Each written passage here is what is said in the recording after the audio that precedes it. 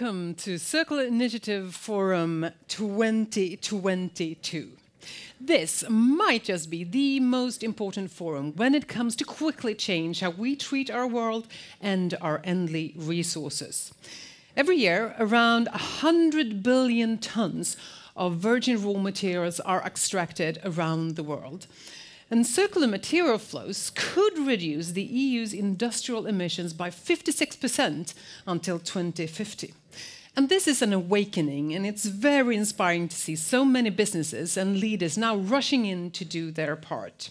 And the fact that we today have 1,500 people registered online to watch this event is truly inspiring and promising. And we also have a small audience here with us in our studio in Stockholm. And a warm welcome to you all. Thank you. My name is Anna Olin-Kadell. I'm a moderator and digital TV host, and I'm here to guide you through this day. And we have a fantastic lineup for you. We will have hands-on cases that we hope you will learn a lot from. We will talk about everything from mobility to energy efficiency to packaging to material science and research. And the interest to switch behavior and produce more sustainably is huge. But it's even a bigger demand from the customer side, who are now pushing for more recyclable products. This has been investigated in the Stena Recycling European survey, The Circular Voice. So let's start this event by taking a look at what the customers out there actually think about climate-smart consumption and how their values play an important part in moving forward. We all want to move forward, to change things for the better. But change isn't always easy. It's hard to train when it's raining, to eat right when there's always a faster alternative. But what about buying more sustainably? Most people would if they could. So what's stopping them? The only way to find out is to ask. So we did. 5,000 people in 5 countries. People want products from recycled material. They want them more clearly labeled. And they want a chance to change what they buy to help the planet. One thing is clear. More people want more sustainable products than ever before. And it's up to all of us to do something about it. Together, we can design new products to be more sustainable from the start. We can recycle existing products sustainably, so more materials live on in other products. And we must be honest and transparent, showing people where products come from, as well as what they're made of, so they know they've made the right choice. By combining our knowledge and expertise, we can create more sustainable products that meet the expectations of today's consumers, and which move us forward toward a fully circular society where everyone benefits. Make the sustainable products easier to find. We want more sustainable products. It's your job to make them. Make the sustainable version the only version. This is the way the world is going. There's no time to waste. The challenge is to make things better. So let's make things better together.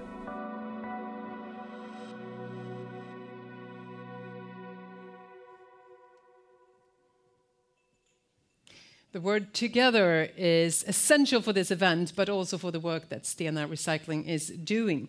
And it's only through collaboration that we will succeed. And with that, I'd like to welcome Fredrik Pettersson, Managing Director for Stena Recycling Sweden, and today's host. A warm welcome. Thank you very much, Anna. It's really exciting to be here today. It is, isn't it? So this is the 4th Circular Initiative, a forum that has really made an impact so far. And today, it's the first time it's open for everyone. And we have, as I said, 1,500 people, more than online, watching us. So what are your expectations? Well, I have really high expectations, and I'm really proud that we can accomplish this. We have seen a fantastic development during the last 4 years, and the 3 events we have held so far. And the interest in circular cooperation and circular solutions have been tremendously high. So this is spot on to open the event to everyone. And as you know, we have a really full agenda where we will share insights and inspiring presentations regarding circular collaboration in every area. In every aspect of the chain, that's true. So one underlying focus today is, as I mentioned, as we saw in the film, consumer behavior and attitudes. We will talk more about this report later, but why is this so important? Well, it's quite easy, because the consumer always decides what's viable. So in our investigation and survey, we found out that 40% of the people we asked, they are really today actively rejecting brands and products that they don't think is sustainable. So it's really important to start focusing together on all this. Mm-hmm. So many companies have been chasing lower carbon footprint, climate neutrality. So why does collaboration and materials matter so much? Well, it's quite easy that also, because materials often accounts for a very large or even dominant part of a company's total climate footprint. And some companies, they have found it out already now, and they have really clear targets to work on. Some companies doesn't have come so far, but some companies, they have problem to realizing how and what to do. And therefore, it's very good to have inspiration and clear examples. The potential is really huge. Today, only 12% of the material that we use in the industry in Europe is recycled materials. That's an astonishing low figure, isn't it? Yeah, that's potential. Yeah, potential. That's how you see it. Yeah. Well, let's change that together. Yeah. So what role then do you see that Stena and the recycling industry can play in this shift? I think we at Stena, we have two enabling roles. The first is in competence and expertise regarding circularity, materials and waste handling. And the other one is to produce and provide circular or recycled raw materials. Let me share this with an example. As you can see in the picture, our first role is to be help to the customers to be smart from the start when they produce products, when they design products and set up their business. You know that 80%, around 80% of the total climate footprint from a product is already decided in the design phase. So if you miss there, you miss a lot. The second part is to protect material values everywhere waste is generated and through the recycling processes. By setting up efficient material flows and also having the right equipment and the technology to refine and recycle materials, we will make sure that we can provide recycled material for next generation. And the third, to provide the recycled raw material to the industry again. This is very critical. And also a key to sustainability is recycled raw materials. And today, I think that recycled raw materials are in many ways penalized towards and compared to virgin raw materials. And that's a hinder that we have to take away. All barriers must be removed to use recycled raw materials.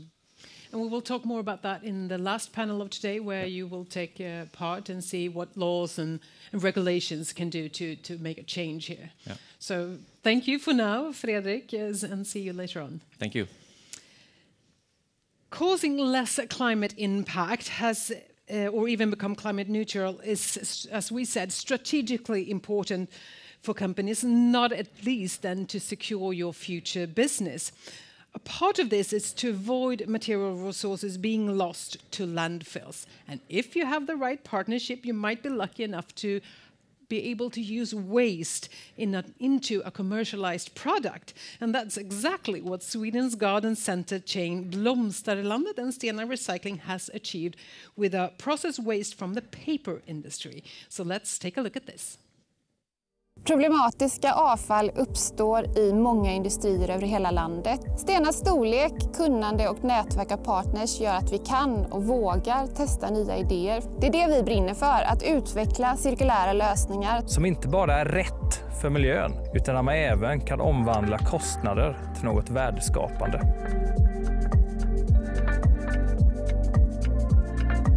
För några år sedan började vi se över möjligheterna inom processindustrin, där vi gjorde bedömningen att inom pappers- och massindustrin finns en hel del organiska restprodukter med potential att kunna användas inom mer cirkulära ändamål istället för att hanteras som det görs idag inom deponier. Så här bör vi se över om det finns några nya, mer kreativa sätt att kunna hantera restprodukterna för att skapa hållbarhet och cirkularitet. Blomsterlandet är Sveriges ledande gardencenterkedja. Blomsterlandet arbetar ju ständigt med att utveckla sitt sortiment med hållbara alternativ för konsumenterna. Och just när det gäller torven så vet vi att det är en negativ påverkan när man bryter torv, för då läcker det ut växthusgaser.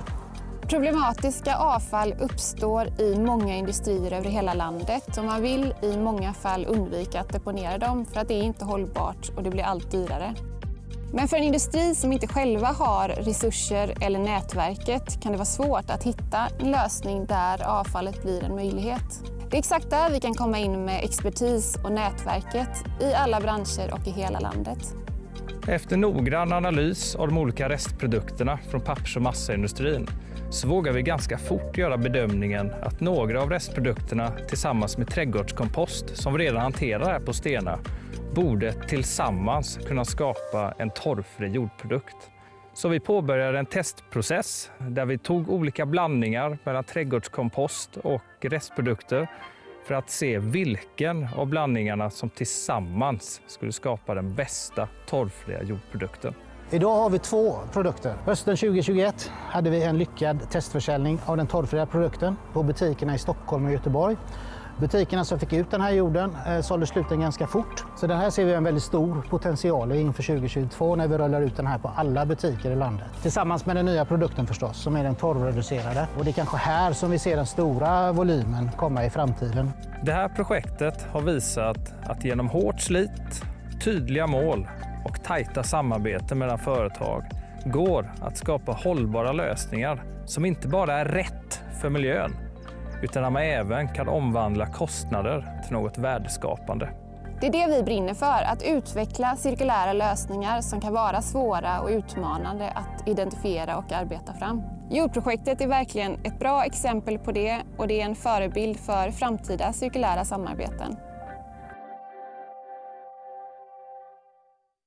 Great examples to start with. Now welcome on stage Andreas Karlsson, Head of Purchasing at Blomsterlandet, and Johan Näslund, Business Area Manager, Alternative Raw Materials, Stena Recycling.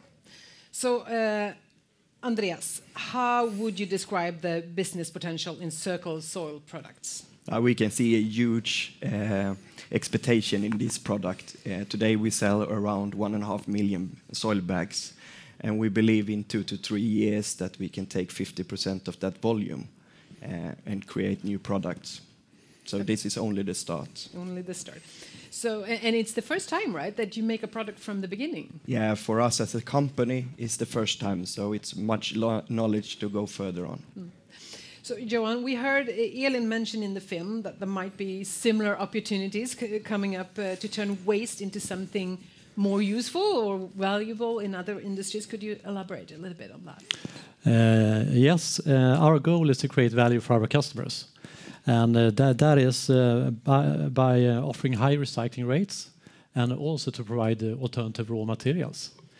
And currently we're working on several very inspiring and interesting and also promising cases for circular solutions.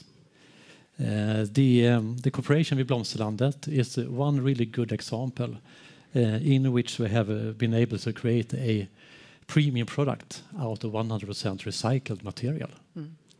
And there are huge amounts of process waste in the market. And that just goes to mostly landfills?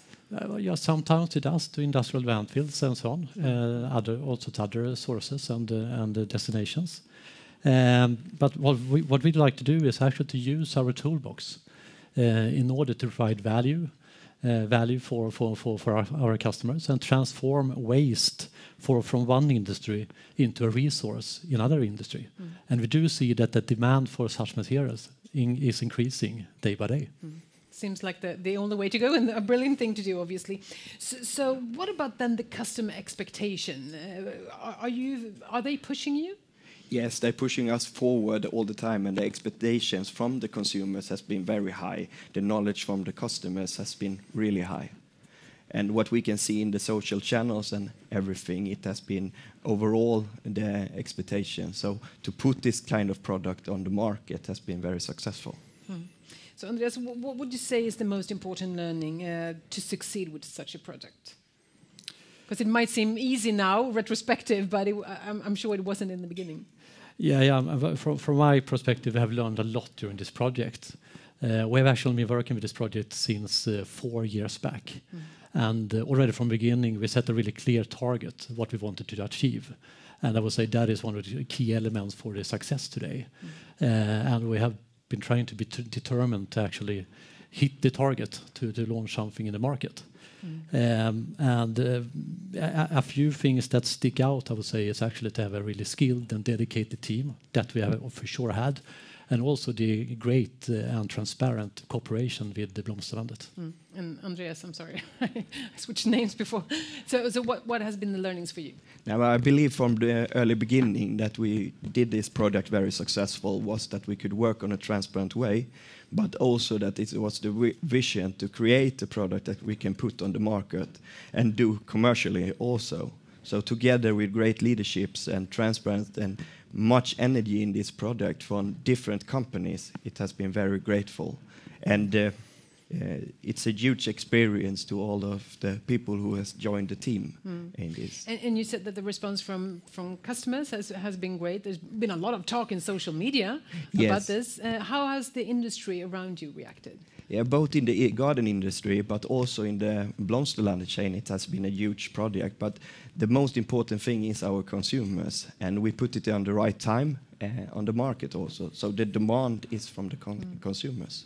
Does it make your employees proud that you're doing this kind of work? Yeah, as a business leader, I'm also proud in this, but every people in our company is proud that we do circular initiatives products together. So would you think that others will be following by your example and making similar products? I hope that it will be other companies who can join and take it further on also, even in other countries and so on. But I think also that to use the toolbox that you was talking about, that we can do more products further on. So this is only the start. It's only the beginning.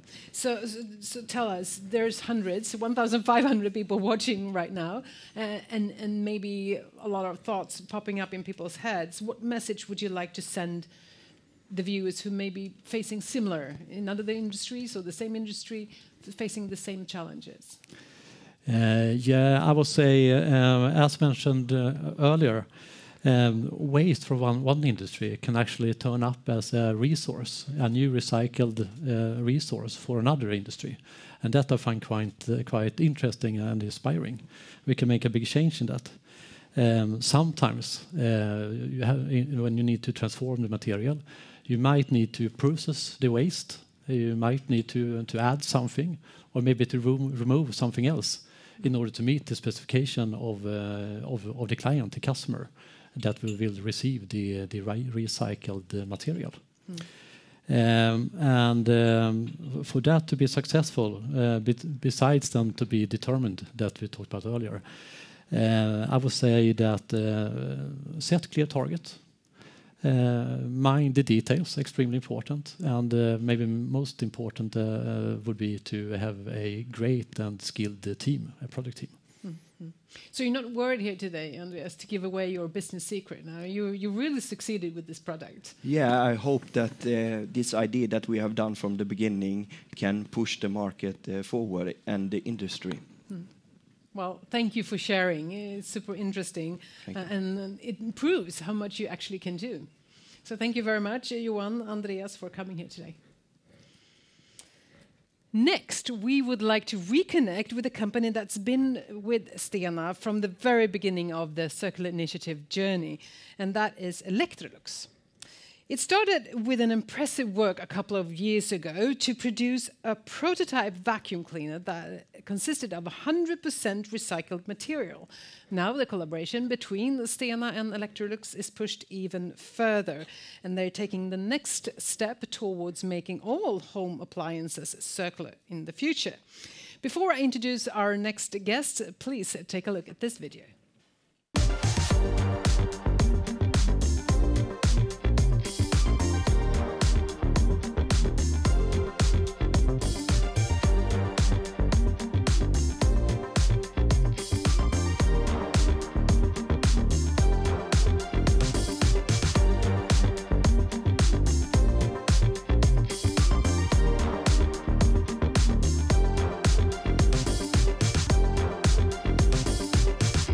product recyclability tool is the latest outcome on our journey.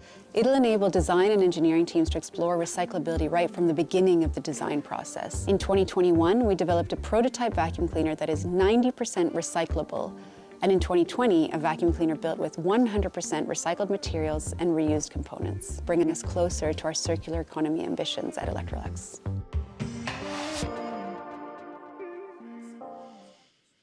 And here now to speak about the latest developments in your circular strategy is Barry Wadilove, Design Director for Collaboration and Developments at Electrolux. And also representing Stena in the ongoing collaboration is Louise Eriksson, Senior Consultant at Stena Circular Consulting. A warm welcome. Thank you. So Barry, Electrolux has a long history of working with sustainability and a journey that's taking you into the opportunities of circularity. Tell us, where are you at right now? Well, it's been a fabulous collaboration journey with Stena, and so as you saw from the film, we've been very focused on vacuum cleaners in previous years. But this year, we really wanted to expand that scope. So we've decided to work in all our product categories on circularity. So we're expanding to dishwashers, to fridges, to cookers. And what this means, of course, is that we have a much larger team working on these projects, but what that also means is that the insights spread throughout the company. Mm-hmm. And we're not only focused on recyclability, but we're also looking at repairability. Mm. So, true circularity is really closing the circle. So we're trying to not only look at waste, but also look at quality and how we can make products last longer. Super interesting. And how did Stena take on this more extended project, Louise? Well, this year's collaboration started in January, where we had a team from Stena completely deconstructing and closely examining a couple of products from the categories that Barry mentioned. And the purpose of those teardowns was to understand the products on a component and material level, to see what materials they're made of and why, how they go together, and for how long they will last, what components that are easy to separate and repair, and what value and use the components and materials could have at the end of the product's life. Mm. And alongside with the product design related dimension, we also looked at the business model and the system connected to the products to get this more holistic picture. And together with the Electrolux team, we could then understand what prerequisites the products have for life in a circular economy. Mm. So Barry, tell us, these teardowns that Louise is talking about, how did the team react to that? Could they understand more of the challenges and opportunities in circularity? Were there any epiphanies? Well, yeah, I mean, of course, understanding is not only about hearing and reading, it's also about seeing. So in March this year, we took a team of 30 employees from all across our Electrolux teams, 5 different countries, all convened at the Stena Nordic Recycling Center in Halmstad. And what that means was we were able to, see the realities of the end of life, and then also really dig into these product teardowns that Louise and her team had been doing. So we had designers and engineers, really creative minds thinking, how can we do this differently? And we looked at many challenges and, the reasons why products are discarded by people. It's crazy, but a lot of us, if we have a problem, we just say, I'm going to throw it away and get a new one. And we really want to change that. So maybe would you be interested? I salute you for that. That's amazing. Would you be interested to see some of the parts? I am, because you have a very educational board with you here today. So should you take on the board and explain to us what it is you found? Yeah. Please, go ahead.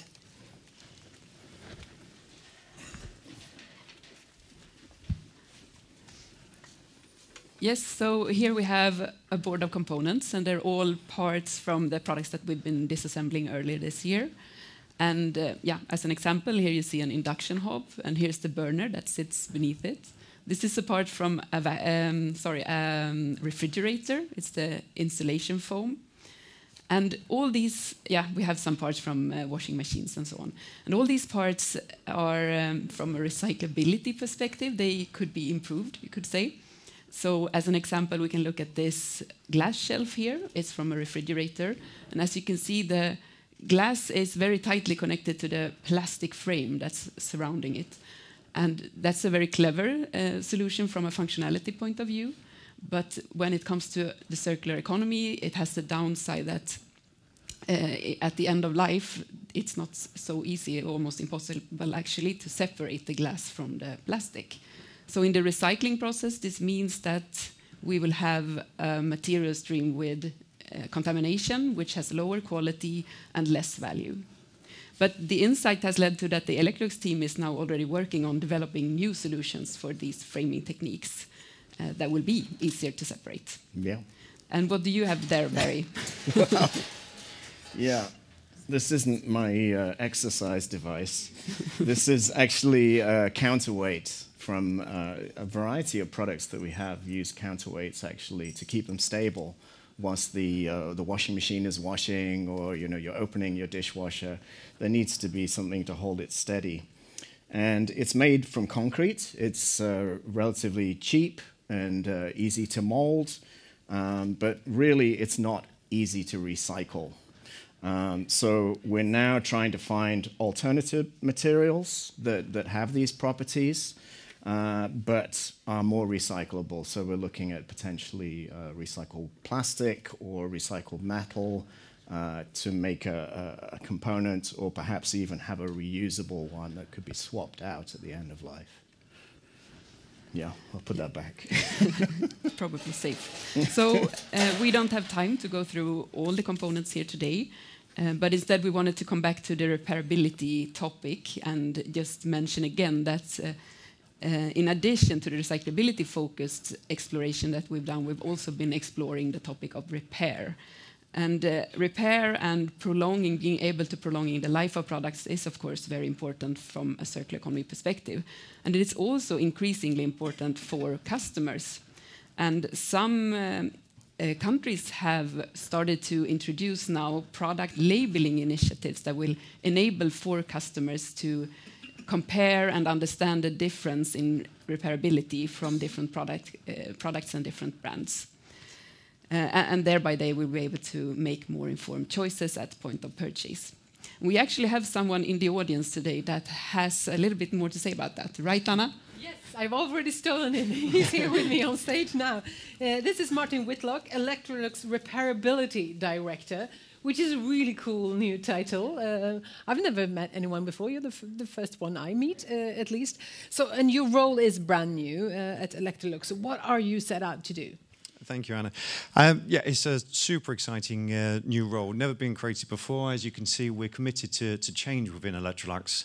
So we created this new position where I act as the link from the aftermarket, looking after the consumers and our products, to the design team to make sure that all the new designs, we build repairability in there as standard to improve the consumer experience and to improve our sustainability credentials at the same time. I have to admit that I'm one of those customers that Barry talked about before. When something breaks down, I don't bother to fix it. I go and get a new one. Because I don't even know where to start. Where do I go? What does it cost? Are they going to be able to repair it or not? I have no clue. Absolutely. So it's our duty as the manufacturer to make it as easy as possible for you and our consumers as possible. So that's exactly what we're focusing on. So not only are we making it easier to repair, we're making it easier for our consumers to find us so that we can support them through that journey at the same time. So, but you have a lot of knowledge, right, about your products, because you have service centers, and so you know what breaks down and how to fix it and so forth, right? Absolutely. So everything is designed through data. So I myself have over 20 years experience from the aftermarket. We have a whole team, a huge organization where we're repairing all of the time. So we use this data into the LCA, the life cycle assessment, to really understand when is it better to repair versus replace, and we can give that information to the consumer and, as I say, make it part of our design principles at the same time. That's brilliant. Well, good luck with the new role, and we're excited about this. Maybe we can ask you to come back and talk more about this when you have grown into your seat a little bit more. It would be a pleasure to come back and share the results. Thank you. Thank you so much, Martin. And thank you also, Barry and Louise, for that very educational show over there. Thank you so much for joining us today and the good work. that you're doing.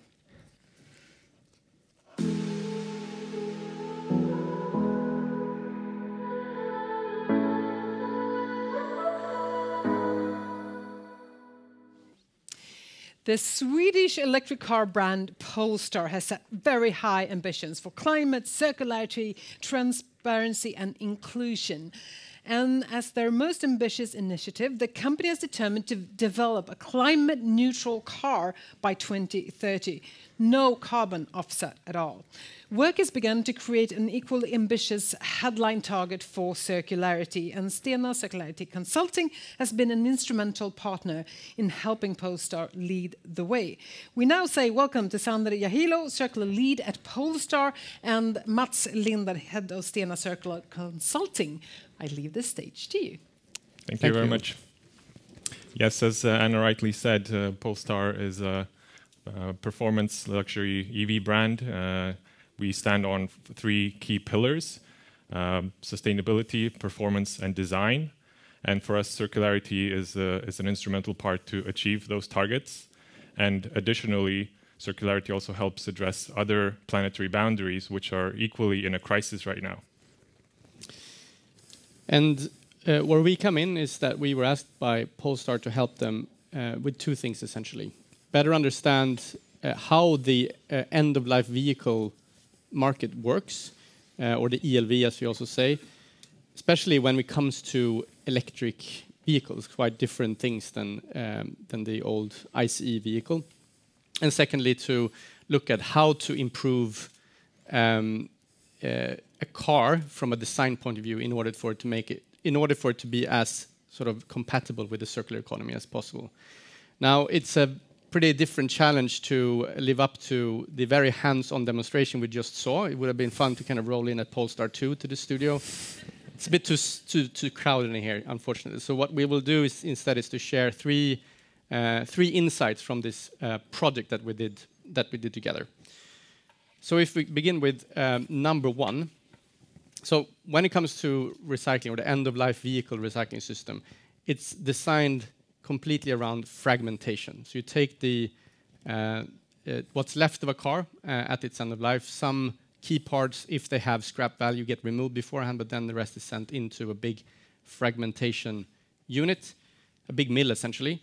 That works really well to recover valuable materials such as ferrous metals, non-ferrous metals, and so on. But a lot of the other materials get lost along the way, such as plastics, electronics, textiles, these kind of things. Now, the challenge is that, as you can see here, a share of the total weight, these are exactly the type of materials that increase when we shift from the old ICE vehicle system to electric engines. You get more electronic components in there, you get more plastic components in there. Batteries are heavy, so we need to lightweight vehicles more, therefore composites get more prominent as well. So we're actually talking about two kind of different things here when we talk about the ICE and the electric vehicle, and that's a challenge for recycling. Yeah, and you rightly pointed out that it's also going to be a risk, a regulatory risk for us, because we will not be able to achieve the recyclability targets stated by different regulations like the ELV directive in Europe. So we have to work hand in hand with the recyclers to also ensure that our design decisions don't impact that, and at the same time the recyclers are able to recycle our cars. But I would like to go back to the point that you said that the current recycling system is super well catered for the metals and the valuable materials. From our perspective, we have a problem that we can't put enough recycled content back into cars because the materials and the metals coming from the cars, from our perspective, are downcycled into a lower grade material which is used in other industries.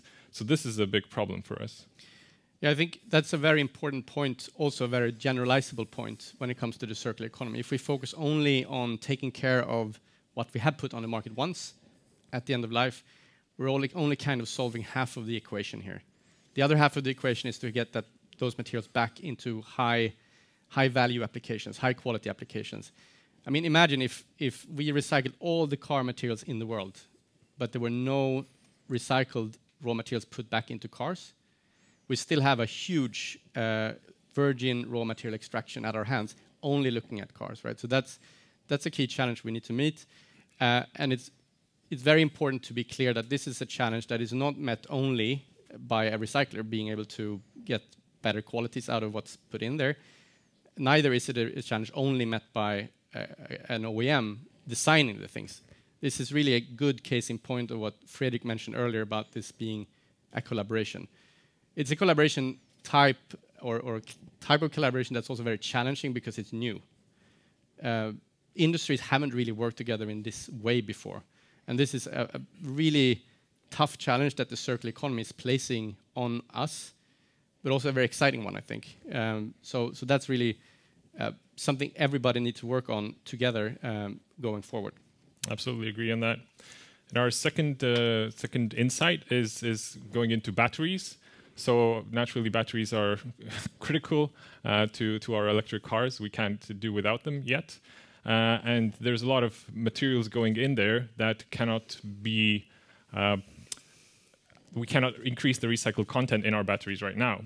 We do see promising signs that from the one hand side, the recycling technologies for batteries are maturing rapidly, and we're quite confident that the recovery rate from batteries is going to be very high. But on the other hand, or at the same time, we also have volumes of batteries exploding because we have a huge boom in electric mobility. Yeah. But that's just one side of the story. It's one side. It's a tough one because with the exponential growth, and also the lifetime of batteries on the market. I mean, an electric vehicle or the battery of an electric vehicle is expected to live for 10 to 15 years. So it will be a long lag phase before that comes back as a raw material through recycling. And while that happens, the demand takes off. So by the time we can recycle things, we will only be around like somewhat below 8% in terms of matching how much material we can get back compared to how much demand there will be. So the only way, really, if we look at this in a one-sided way to bridge that demand, is virgin raw materials. In other words, we need to extract massive amounts of these critical raw materials in the next 10, 15 years. Now, that's kind of a problem, or could be, because the EU is almost 100% import reliant on these critical raw materials. We see a couple of examples here for materials you put into batteries: lithium, cobalt, graphite. We don't produce any of this in Europe. And what is more, we rely to a very large degree on a few very big exporters for this, which of course makes this system extremely sensitive to shock. What if something happens either politically in, let's say, Chile or the Democratic Republic of Congo that disrupts the supply? We've already experienced some of the supply disruptions on semiconductors throughout the pandemic, as a lot of people know. And so we have a lot of potential to kind of put bumps in the road for the EV or the more electrification growth in general. So that's one very important thing to keep an eye on, and also therefore look at how we think about the electromobility or mobility as a service offering. Is putting a lot of vehicles that are owned by people the best way, since that would require so much of this material in the first place. Yeah, very true. And our third example, or third insight from this collaboration with Stena was for us to understand the economics and the flows of materials in the end of life of any product. And here you see a graph which shows an example about that is relevant for electronics. So electronics from cars almost don't get recycled. And this was a big surprise to us, because we know that Stena has an electronics recycling facility, but that one does not take in the big blocks of cars that are compacted. So the problem is that there's only a few kilos of electronics in a car, which on its own is quite a lot. But since the car mass is so much, it doesn't have a kind of value, because it isn't separated from the car when it's being compacted. And for us, this is kind of an instruction almost, or guideline, saying that we should then design for easy disassembly of that electronics so that it could be taken out and put into the electronics recycling stream. But what we learned then was that in order to justify the manual, the costs from the additional manual labor that is required to disassemble, the disassembly speed would have to be less than 2 minutes for 1 kilo of electronics. And that for us is a very good guideline, saying that if we make design decisions on easy disassembly, there has to be like a clear economic benefit to that as well. Because if we just design it for disassembly, but nobody actually disassembles it because it doesn't make any economic sense, that would not solve the circularity problem. Exactly. So very clear case of how you can better design something for a circular purpose. At the same time, as we already mentioned, this is also a systems question. So there needs to be a disassembler there to be prepared to do this. Maybe there need to be new kind of collaborations or even business incentives to do this. Because if Polestar goes ahead and design a perfectly disassemblable electronics rig and nobody disassembles it, you haven't really gained a lot, right? So true. So those are at least 3 nuggets of insights from this project that we did together. So very thankful for your attention and for listening to us here today. Thank you so much. Great presentation and also very interesting because you think a lot about the electricity and the batteries when you talk about electric cars, but this is put a totally new perspective on it. Was there any big revelations during this work? I think for us it was mainly revealing or it was showing how we could really set tangible, specific circular design targets, not just have like fluffy targets that things should be easy to repair or disassemble, but rather put a monetary value on that. And the other aspect was, of course, that we're developing a material strategy, and the information that we get from the end of life stage of the materials is a really valuable input into that. Well, thank you so much, both of you. It's been super interesting. And Sandra, I will see you later on for a panel discussing the consumer perspective. So thanks for now. See you later. Thank you. Thank you very much. Collaboration is key, as we have heard throughout the morning, and it's a very strong message that we really want to send here today. And when faced with a task as complex as circularity, no one, no matter what size you have, how innovative you are, you can't make it by yourself. We need to make collaboration happen. So how do we do that? How do we get the most out of it? One person who knows a lot about this is a woman who has had several high-level roles in different global companies. She's been on the board for Electrolux, the CEO of Danone in North America, and her TED Talk has had 2.4 million views. She's here now to share with you her thoughts on leadership and collaboration in this specially recorded video that's done for the audience here today. So here is Lorna Davids. Hi, my name is Lorna Davis, and I'm really excited to be with you today, albeit virtually, to talk about the subject of collaboration and interdependence. I'm so excited about what you're up to. Sweden's one of my favorite countries in the world. I was on the board of Electrolux for a while and loved it there. The fact that you're at a circularity conference and the fact that 4 million Swedes have said to you through the Stena survey that they want products made from recycled materials, you couldn't have better tailwinds. I know that all of you have already started, and I know that you're doing some really exciting projects, and I'm really looking forward to seeing what the results are. I want to talk about collaboration and interdependence by starting to dispel some myths about this subject. So there are 3 big myths about collaboration and interdependence, about change and leadership in organizations that I think are really worth exploring. So I'm going to talk about those 3 myths, and then I'm going to give you a few thoughts about how we might be more successful in the subject of collaboration and interdependence.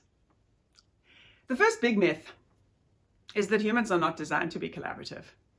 Somehow we've persuaded ourselves that we love competition, we love doing things on our own, but that we don't really like collaboration and we don't really like working together. And frankly, that's just not true.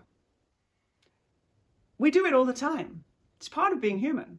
I mean, from when you're little, you're desperately collaborative and interdependent. Everything from the cells in our bodies to the way we raise children relies on us, leaning on each other, needing each other. And if you had any doubt about that, COVID would have probably thrown that doubt away. We've all been interdependent in a way that we never probably imagined. It's part of the human condition. to be interdependent. It's part of the way we operate to collaborate. And it's certainly going to be part of the way that we operate in the future, because nothing that's really worth doing you can do on your own. So it's just a simple sort of switch of the way you think about things. But I invite you to look at where you collaborate in your life all the time today, and just reframe yourself from being a competitive, dominant, independent soul to realizing that you are naturally collaborative and interdependent. And I'm going to come back to a few sort of thoughts about how you might leverage that in the way that you operate. The second big myth is that organizations are separate, independent, individual units. This sort of myth has been driven by financial metrics that say we're one little company. We give ourselves a name, we have a P&L and a balance sheet, and we decide we're separate. Actually, we're not. We're part of a full ecosystem. At the very minimum, we're part of a river where we have upstream inputs, goods, services, humans, and downstream from us, we have outputs. But it's much more complex than that. We're part of a huge ecosystem. We have governments, investors, all sorts of people and systems and organizations that hold us, that surround us, that we're part of. And seeing our organizations as part of this big system rather than as independent individual units really helps when we're trying to reframe the way that we work together. And I'm going to come back to this subject when I talk about some of the thoughts and ideas of how to leverage this fact. And the third big myth is that somehow you're supposed to have worked out what to do before you do it. You know, this is a myth that's you know, it's I don't know, it's kind of fed by the whole planning process. Of course you need to plan, you need to decide what resources you allocate. But the reality is that when we are, as human beings, doing things that have never been done before, we naturally have to experiment. And we learn, and we experiment, and we learn, and we experiment, and we learn. It's a little bit like GPS, you know? Yeah, you know where that little blue dot is, but you have to start moving before you know where you are in space. So understanding that this game is about doing something and learning is really important. And I know that every single one of you in that room has already started, and you already have great input, because that'll help you to take the next step. So understanding we are naturally collaborative and interdependent, understanding that we are part of a broader ecosystem, that our organizations don't operate on their own, and understanding that this game is about trial and learn. I think are really three important sort of ground frameworks, or kind of groundwork for this conversation.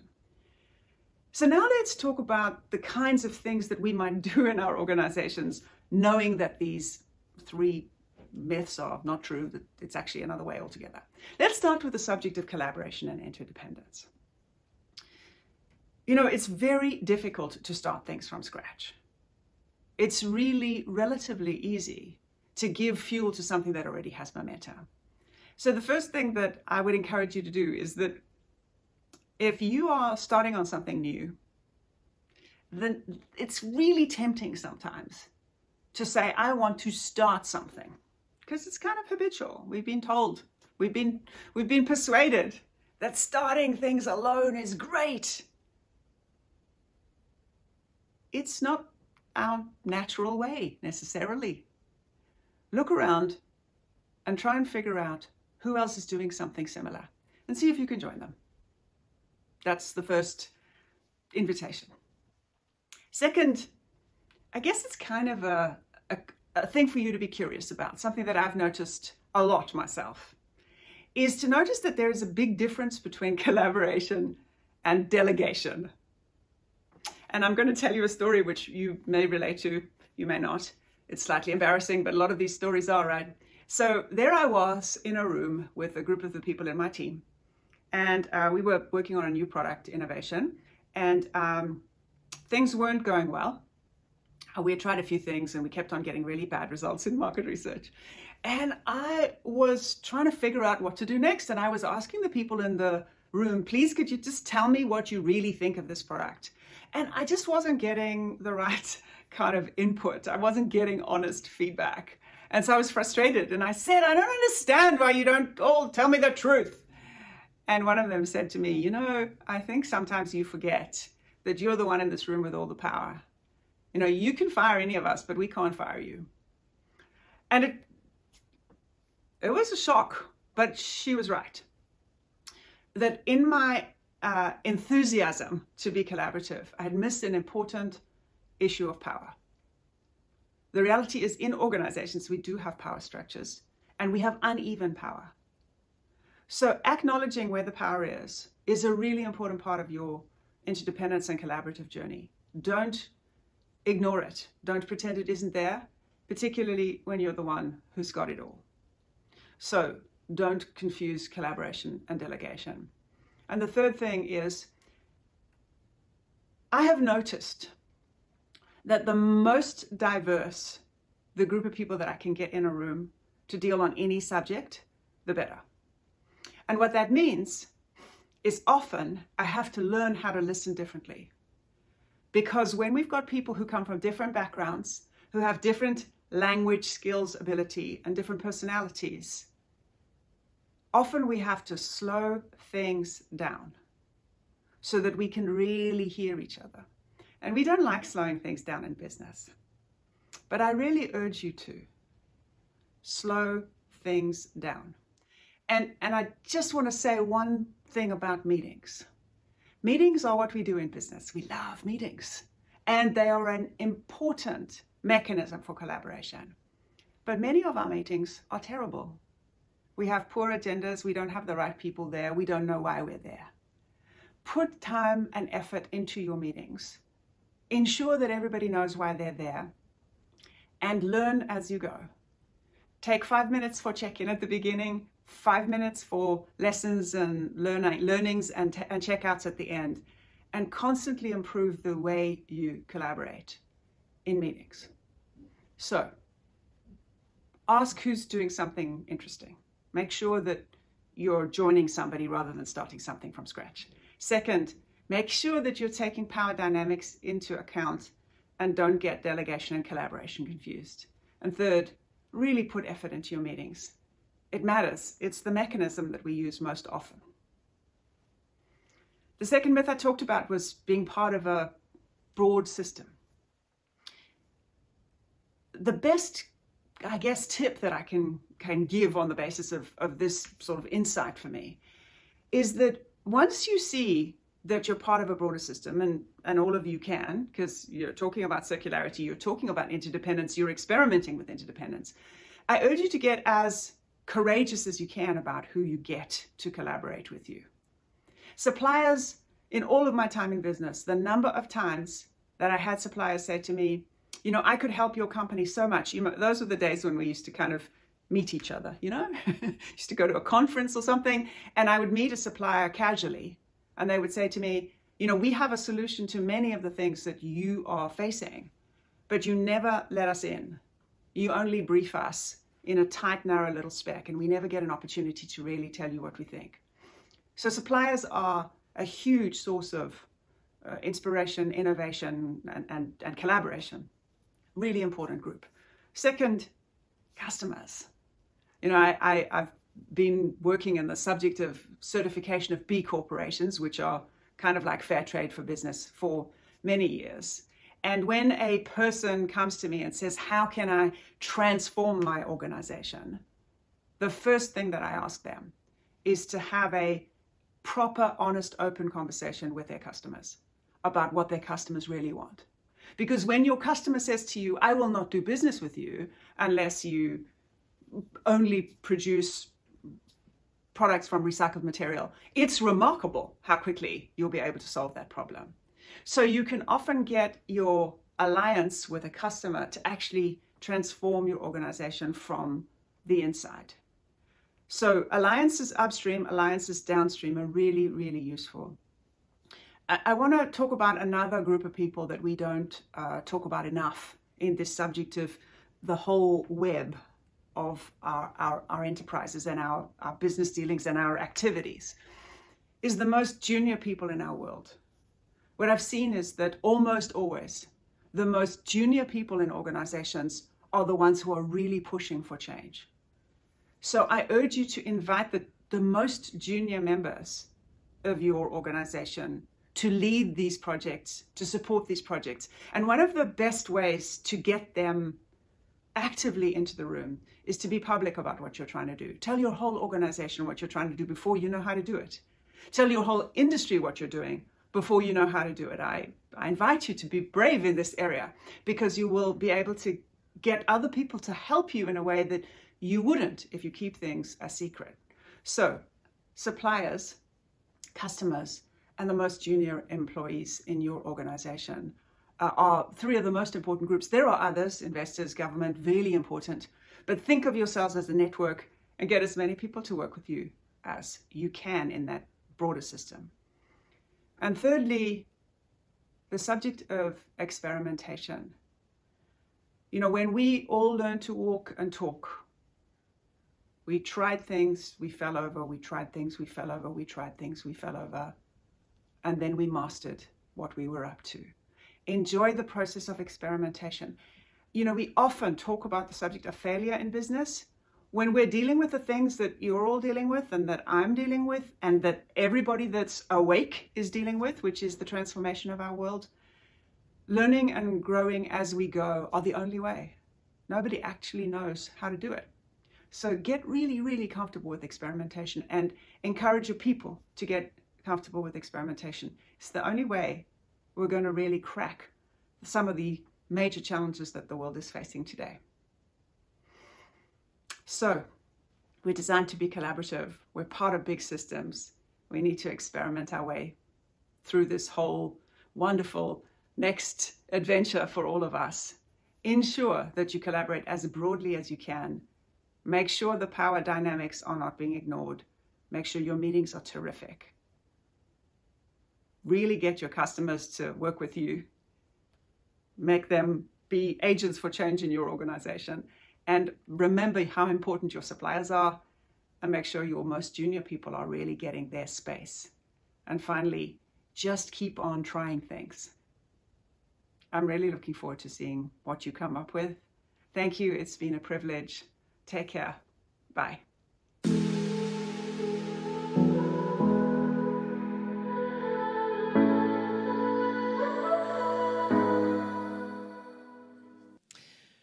Thank you, Lorna, for that seriously good advice and that inspirational talk.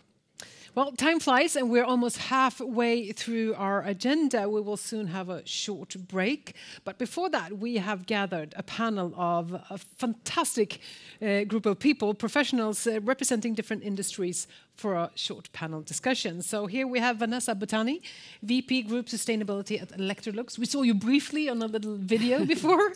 And Sander Jahilo, we met you on stage earlier. You want to unleash circular economy to prove future mobility. And we also have new for today, Anna Sundell, Sustainability Manager at Stena Metall. We previously mentioned the survey. Let's start there, the circular voice. And before we kind of discuss all the consumer perspectives, could you please just tell us a little bit more about what you found out in that survey? Yeah, so as we saw in the video in the beginning, we conducted a survey with 5,000 consumers in 5 countries, Scandinavia and Poland, asking what their opinions are about circular products. And what we could see was that there is really a huge interest in circular products from consumers. Like we saw, 8 out of 10 think it's important that products are made from recycled materials. And we also saw that one of the greatest barriers that consumers perceive is that they don't think there's enough products available on the market today. And looking at 8 out of 10 in these 5 countries, that represents about 30 million consumers who are looking to manufacturing companies and expecting them to be able to provide these kind of circular alternatives to the products they want to buy. What would you say were important features for the customers? What are they looking for? Well, they're looking both for products made of recycled materials and also that the products should be recyclable. That is, of course, the whole circular value chain. And another thing is the ease of understanding how circular is a product, with labeling, making it easy for consumers to understand. So that was also one thing that was clearly requested from consumers, to guide them in this jungle of marketing messages. Difficult. Yes. So there's also another report that just recently came out, a circularity gap report that you showed me, and that read that the circularity in Sweden is 3.4%.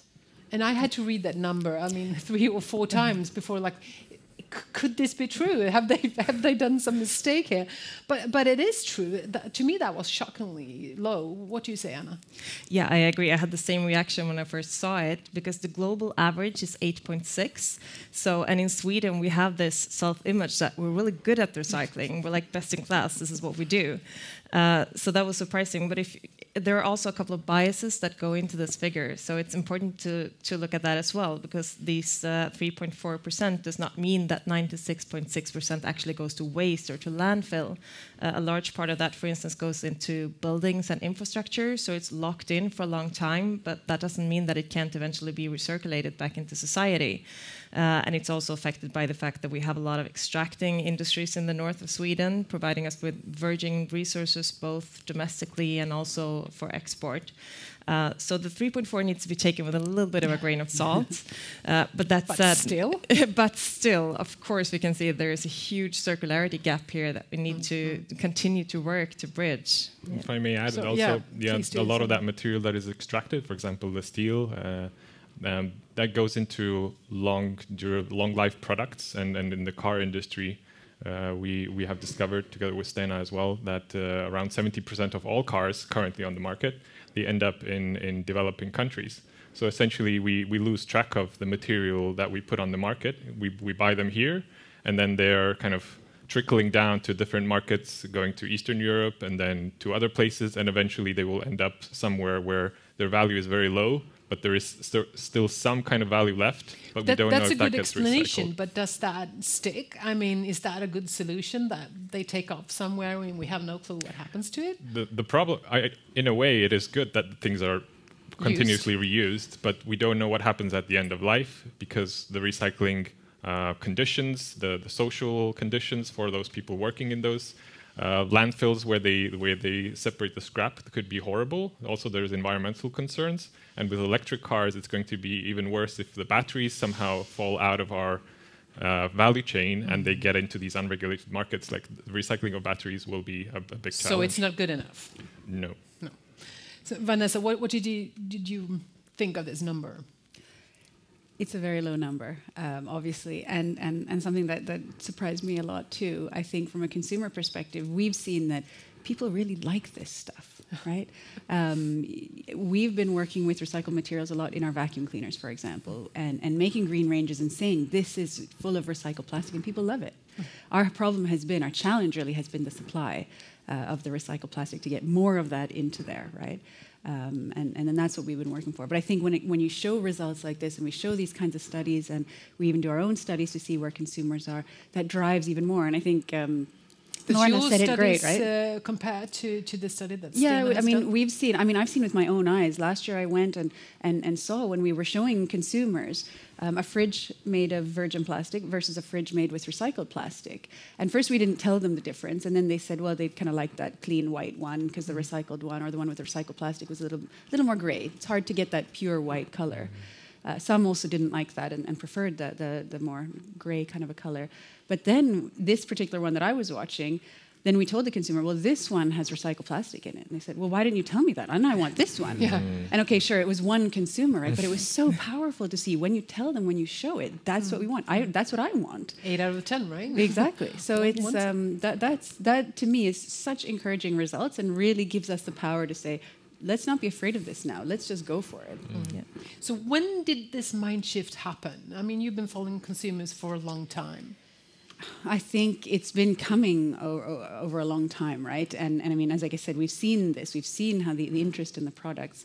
Of course, now it's much more up on the agenda, where we see the studies coming up, but also legislators pushing for these kinds of things, and even our customers, right, are asking us, tell us what you have and where it's going, because they see their consumers are asking them too.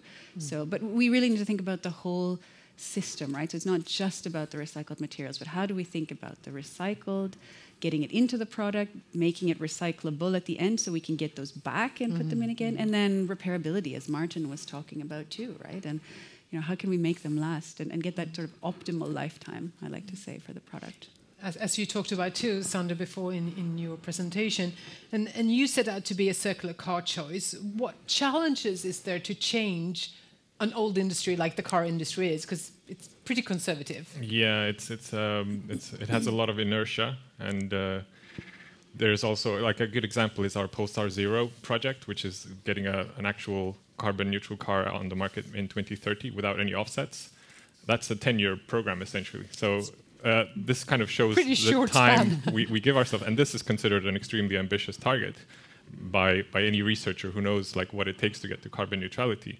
So it just shows that we're constantly kind of too slow to react to problems. And I think maybe like an interesting takeaway for people in this room and behind the screens is that what is the issue that will be like the crisis issue in 10 years' time? Are we doing anything about that right now? For example, like biodiversity is in crisis already now, but how many companies are actually doing a nature-neutral car or a product or any kind of solution revolving around that? So there's a lot of inertia in the car industry, and it is a struggle. There's a lot of supply chains, suppliers that need to be trained, and our demands have to be ramped up so that they can have time to make their processes more sustainable. So because these demands have never been put on them before. In many cases, that's true. So we're in the phase of like training the suppliers. Like, this is what we want, and they're asking, okay, but how do we get that? How do you want this to be reported, or how do we do it? They come back to us with questions like, how do we get this more recycled content here? I mean, sometimes these are kind of very surprising questions for us, but that's the status. So you talked about biodiversity, and we've been talking about CO2 emissions and climate for a long time. This is the big next thing. Should we mark our cars or refrigerators with some kind of eco-labeling biodiversity grade so that I know that this car is biodiverse, good for the biodiversity? I think that would be amazing if we could get there. I mean, the first thing would be, of course, like carbon labeling, which we're doing. We have issued an LCA, a carbon footprint, with publicly available methodology. So we know exactly the car you buy. Even in the online configurator, you can see the CO2. And if you change the package that you want, the CO2 is also going to change. So like any kind of labeling is very useful, but also we have to avoid greenwashing. So the methodology that is used to get to that result, and with biodiversity, that's extremely difficult to put a metric on that. There's a lot of work ongoing trying to figure out, but it all has to be very transparent and very kind of credible. So there has to be solid science to prove any kind of labeling. Is this a road we should go down, Vanessa? I think the points that you made, Sandra, are very relevant about making sure that we do it in a way that is credible. For us right now, we're looking at how can we help consumers understand, looking at different types of foods, different types of herbs and things like that they can bring into their kitchen, and how we can help them to preserve those, to cook those in the right way. So we're moving kind of in that direction of helping consumers and kind of opening their eyes to that, of how that works. We talked about the electronics before, and I know, Vanessa, you were part of that team going down and taking apart all the refrigerators and stuff at the Stena recycling facility that we heard about before. And the time spans, you talked about 2 minutes, and you talked about 5-10 seconds to get the stuff out needed before it goes to the shredder. What implications does this have for you? Yeah, that was really shocking to me, that the value in a fridge, that if a person is standing in front of it, you can give it 5, maybe 10 seconds to pull out all what's valuable in there. And it really surprised me. It takes 5 seconds. Exactly. But that's where I think it's really important, this kind of collaboration that we have with Stena, right? To work together to show each other these kinds of things and to address from both sides. How can we make that better so that we can see more value in it and extract that? But how also then can Stena highlight to us and help us help them make the processes better so that we can get those kinds of things back, get the flows going again. Because I feel there's many of those items inside the fridge, right, or whichever it is, that could be used as spare parts for us, right? And how do we create that flow to come back to us? Because a lot of the parts are still usable. For sure, yeah, we've seen that. I mean, when we've taken products off Stena's flow, that we don't understand why they're thrown back necessarily. Like motors? Yeah, exactly, because they're fully functional, right? So then it's something else. And there it's also coming back to what Martin was talking about with the repair solutions, is resetting ourselves, right? That you can repair this, but I think the onus is partly on, or definitely partly on Electrolux to make that so much easier and show people how can you repair. We're here to help you out if you want to do it yourself, or if you need a specialist to come and help you out, right? But Anna, 5-10 seconds, that seems incredibly fast. So how can you evolve to be able to extract more materials from before it goes to the shredders? Yeah, I agree. It's very fast. And also the thing that we're dealing with today is that the products we recycle, they were put on the market like maybe 5 years ago, 10 years or 20 years. So they were not made for recycling. They are put together of mixed materials. They are complex. And in a lot of cases, it's very difficult to take them apart efficiently. In those cases, the shredder is actually a good alternative because it separates it into recycled materials. But of course, a lot of the material value is lost along the way, and we have to use energy to use the shredder as well. So it's a much better alternative with designing for recycling, so we can dismantle the products instead of putting them through the shredder and taking out the components. So that's why it's so important with this collaboration project, so that in the future, when we get a Polestar car for recycling or an Electrolux appliance, that we know exactly how to take it apart and how to use the different parts and components so they can go back straight into new products like a without reversed having to... IKEA yeah, exactly. You take it the other way back. And I think, Anna, to your point there, also, that's why this product recyclability tool that we're setting up is so exciting too, where we can start to see, okay, if we put it together this way, how's that going to work? Are we going to be able to recycle it or not? And that's us working together, bringing the two different perspectives in that can really make that powerful. Yeah, really. And I think for engineers, if I bring that aspect in, it's very useful to have like very clear targets on how they have to design for circularity. So if they have this minute value that they have to meet, I'm sure they would be able to design like electronics that with just one button click, all the electronics falls out of the car. It would probably cost something, but at least they will know what they're working towards. Just hoping I'm not pushing that button when I'm driving. Yeah, exactly. Yeah. That would be good. That would be pretty interesting. So for the car industry, you have a lack of data, which is the opposite for Electrolux. You have loads of data. So how does that, because after the warranty, we talked about a little bit about this, you kind of have no responsibility anymore. So you don't know what happens to it. So in a circularity perspective, should we know the whole impact of the car? Yeah, I think. And if we did, would anyone even buy a car? Yeah, I think this goes back to your question about like the car industry being like a slow-moving and very conservative industry. That the definition of total cost of ownership kind of lasts until the warranty lasts, or even shorter, until the car is in your own ecosystem of workshops and repairs. But after that, the car in Sweden has like an average lifetime of 17 years, I think. So most of the time, it's actually sitting outside of the scope of the company who designed it, and there's no data about like how expensive it is to maintain that car, how often are the repairs made, what are the parts costs. So that data is kind of owned by the other third-party workshops. And if you're like a very circular consumer, you might want to keep repairing your old Volvo for decades, and it's possible, because if those parts are available, you can do it.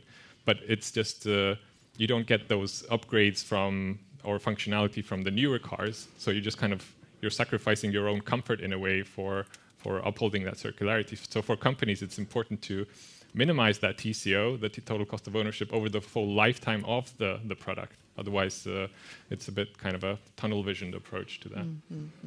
So more information needed, more labeling needed, and the consumers are pushing you. We know that by now.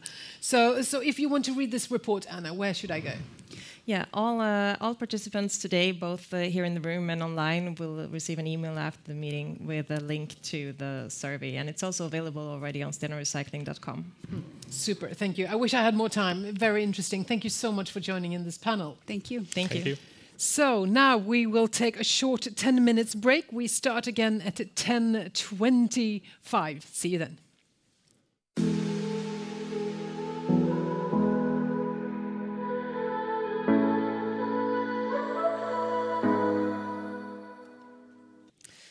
I hope you had a nice stretch and that you feel ready for part 2 of the Circular Initiative 2022.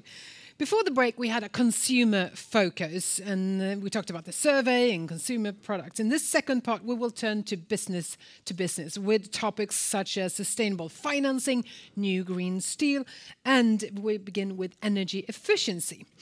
We talk a lot about how to produce more energy, to maximize the outtake of our power lines, but the lowest hanging fruit is to actually lower the overall outtake and be more efficient. And here's a lot to be done. And we will look into some great examples. ABB and Alfa Laval are both well-known Swedish manufacturing companies present worldwide. Although producing and selling different products, they have one thing in common: take-back systems. By offering their consumers new, more energy-efficient products, whilst taking care and recycling the old ones, they're both helping the industry to become more sustainable and circular. So please welcome Ulf Hellström, Head of ABB Motion Sweden, and Fredrik Ekström, Vice President, Energy Division, Alfa Laval. Thank you very much. The two of you are partners in crime, if I may say so. We've seen you together for several times before. How come ABB and Alfa Laval are side by side in this effort? I would say we share a common passion in energy efficiency. And from ABB side, we launched an initiative called Energy Efficiency Movement about a year ago. And Alfa Laval was actually the first partner to join that. And that is an initiative to raise the awareness of the topic of energy efficiency. Mm. And I started by saying that's so much more here to be done. Absolutely. Am I right? Yes. Agree. I hope you do, because otherwise we have to cancel this block. So for those who haven't heard, could you please explain a little bit more about these exchange programs? Fredrik, should you start? At Alfa Laval, you call it Remade to Matter? Yes. Well, so Remade to Matter is taking what traditionally is a linear consumption model, where you buy a unit and you discard it at the end, to a circular model where it finds new life. So really, it is about making it easy to do the right thing for our customers. We have set up a take-back system, which starts with the customer telling us about what they have, what kind of heat exchanger they have. We tell them, great, you can replace it with this. This will be the energy efficiency. Will be the saving you make. And also the recycling value that we have comes back as a rebate to them, as an incentive really to carry this out. Once that has happened, we make it a simple logistic exchange of the heat exchangers, and the heat exchanger goes back to Stena. And here's where Stena comes in as a recycling partner. And it's so powerful because we know that that material then comes back into our supplier chain again and replaces then what would have been virgin material. Mm-hmm. So we complete the full circle, and hopefully that becomes a heat exchanger again, or an electric motor. And Ulf, you have the kind of the similar program. You were actually before them. We were a little bit before, yes. We were a little bit before, but we have inspired each other throughout the way, and really appreciate the partnership, both with Alfa Laval, but with Stena Recycling. And in our case, I mean, the concept is very much the same. We do it with electrical motors. We use digital technology to identify energy-saving opportunities. We replace old, inefficient motors with high-efficiency motors, and those old, inefficient motors are taken back through this take-back system together with Stena and recycled and put back on the market. So an electrical motor can be recycled up to 98% round about. Mm-hmm. But if I just have to ask though, because I mean, should we really replace things that are still functioning and working? Yes, for electrical motors, it's a simple answer, and the reason is that majority of the CO2 emissions for an electrical motor happens during the use phase. So electrical motors are found everywhere in industry and society, and usually they are operating 24 hours a day, all year round, and can live 30 to 40 years. So only small improvements in energy efficiency will make a big impact, because the most sustainable energy is the energy we don't use at all. So on top of that, if you add the circular business model we have with Stena, For electrical motors, the answer is clearly yes. Could you give us some examples on how much energy there is to be saved? Yeah, the potential is great. I mean, it's clear that energy efficiency is a key contributor to net zero. But in terms of electrical motors, you can say that 45% of all electricity used in society and industry is used by electrical motors. 45%. That's a lot. It's a big piece of the cake to So to attack. the two of you has a real big piece of that cake. Yeah. I mean, with the products. Yeah, exactly. And you can say, I mean, if we say that if we were to replace the 300 million motors that are installed in the world today, we could save as much as 10% of the energy consumption around the world. And in Swedish terms, that would translate to roughly 500,000 motors, 4 terawatt-hour savings, and that is equivalent to 900 windmills, or let's say charging 2 million electrical cars per year. So the potential is and significant. building 900 windmills, that's Exactly. a huge cost. Yeah. And that costs electricity as well to build those. So, Yeah. True. So Fredrik, how does this then contribute to the circularity of the industry? Well, to start where Ulf left off, I mean, a kilowatt of energy that you don't have to produce is the most environmentally friendly kilowatt of energy you have. And so if we look at it from that point of view and we say that that is sustainability, then energy efficiency holds a fantastic potential for us because it's a technology that's available today. We don't have to develop this technology. It's here today. In fact, it buys us time to develop the technologies that we need to do to have clean energy to reach the net zero of the Paris Agreement. If you look at what the International Energy Agency says, energy efficiency can contribute as much as 40% of everything we need to do to get to net zero. So it's a fantastic potential from that point of view. If we look at it from an Alfa Laval perspective and we look at it from heat exchangers, the heat exchangers we install in the market every year contribute with a savings of 50 gigawatts of electricity, or 25 million tons of carbon dioxide, which is equivalent basically to running every domestic house in Sweden for a year. Wow, that's a lot. But would you say that this kind of is not as cool as inventing a new product or doing something totally new? This is basics. And you say that the technology is here already. Sure. It's not a difficult thing to do. It's pretty easy. It's cheap. So why aren't we doing this more? You've been preaching this for quite some time now. So why aren't we doing more? Well, it's about communicating. It's about communicating these values. We've heard lots of the panelists and speakers before say that it is about making it easy for our consumers, our customers to understand how they can contribute in a very simple way to energy efficiency. So the learnings, should we talk a little bit about those? What has it been for you, Fredrik? Well, for us, is that it takes time. It takes time to. Is that frustrating? It's very frustrating, absolutely. You heard one of the speakers before talking about the inertia of the industry, and that's absolutely so across the industry. So it's about remaining committed. It's about perseverance. It's about being convinced that you're doing the right thing and convincing others of the same. So Ulf, how do you see the potential of actually scaling up and speeding up this energy I would say, efficiency? first of all, I agree with Fredrik that this takes time. I think we start to understand that energy efficiency and circularity is really needed, but I think we can do even more to raise the awareness in terms of how can we actually do that. What is the clear, values, KPIs that you can gain from this? And I think clear examples, such as we're demonstrating here, needs more. Yeah. I think also there is in terms of leadership and prioritization, because this also happens. This is prioritized It's against a many boardroom other question. things. Is that what you're saying? No, I think it's a boardroom and also let's say leadership question in many companies to really prioritize these things, because as Fredrik mentioned, I mean, technology is available. It's financially logical to do it, and the risk is very low. So that's everyone should be on this. Absolutely. Exactly. So what's then next for Alfa Laval? Next for Alfa Laval is to continue to engage in forums like this one, where we talk about circularity, where we talk about energy efficiency. We have a fantastic response from our customers when we talk about this, both from Scandinavian ones, but also into the continent, confirming the studies here. So we debuted this program about a year ago, actually here at the Circular Initiative. And our next step is to expand both geographically and in the product scope that we're recycling. And for ABB?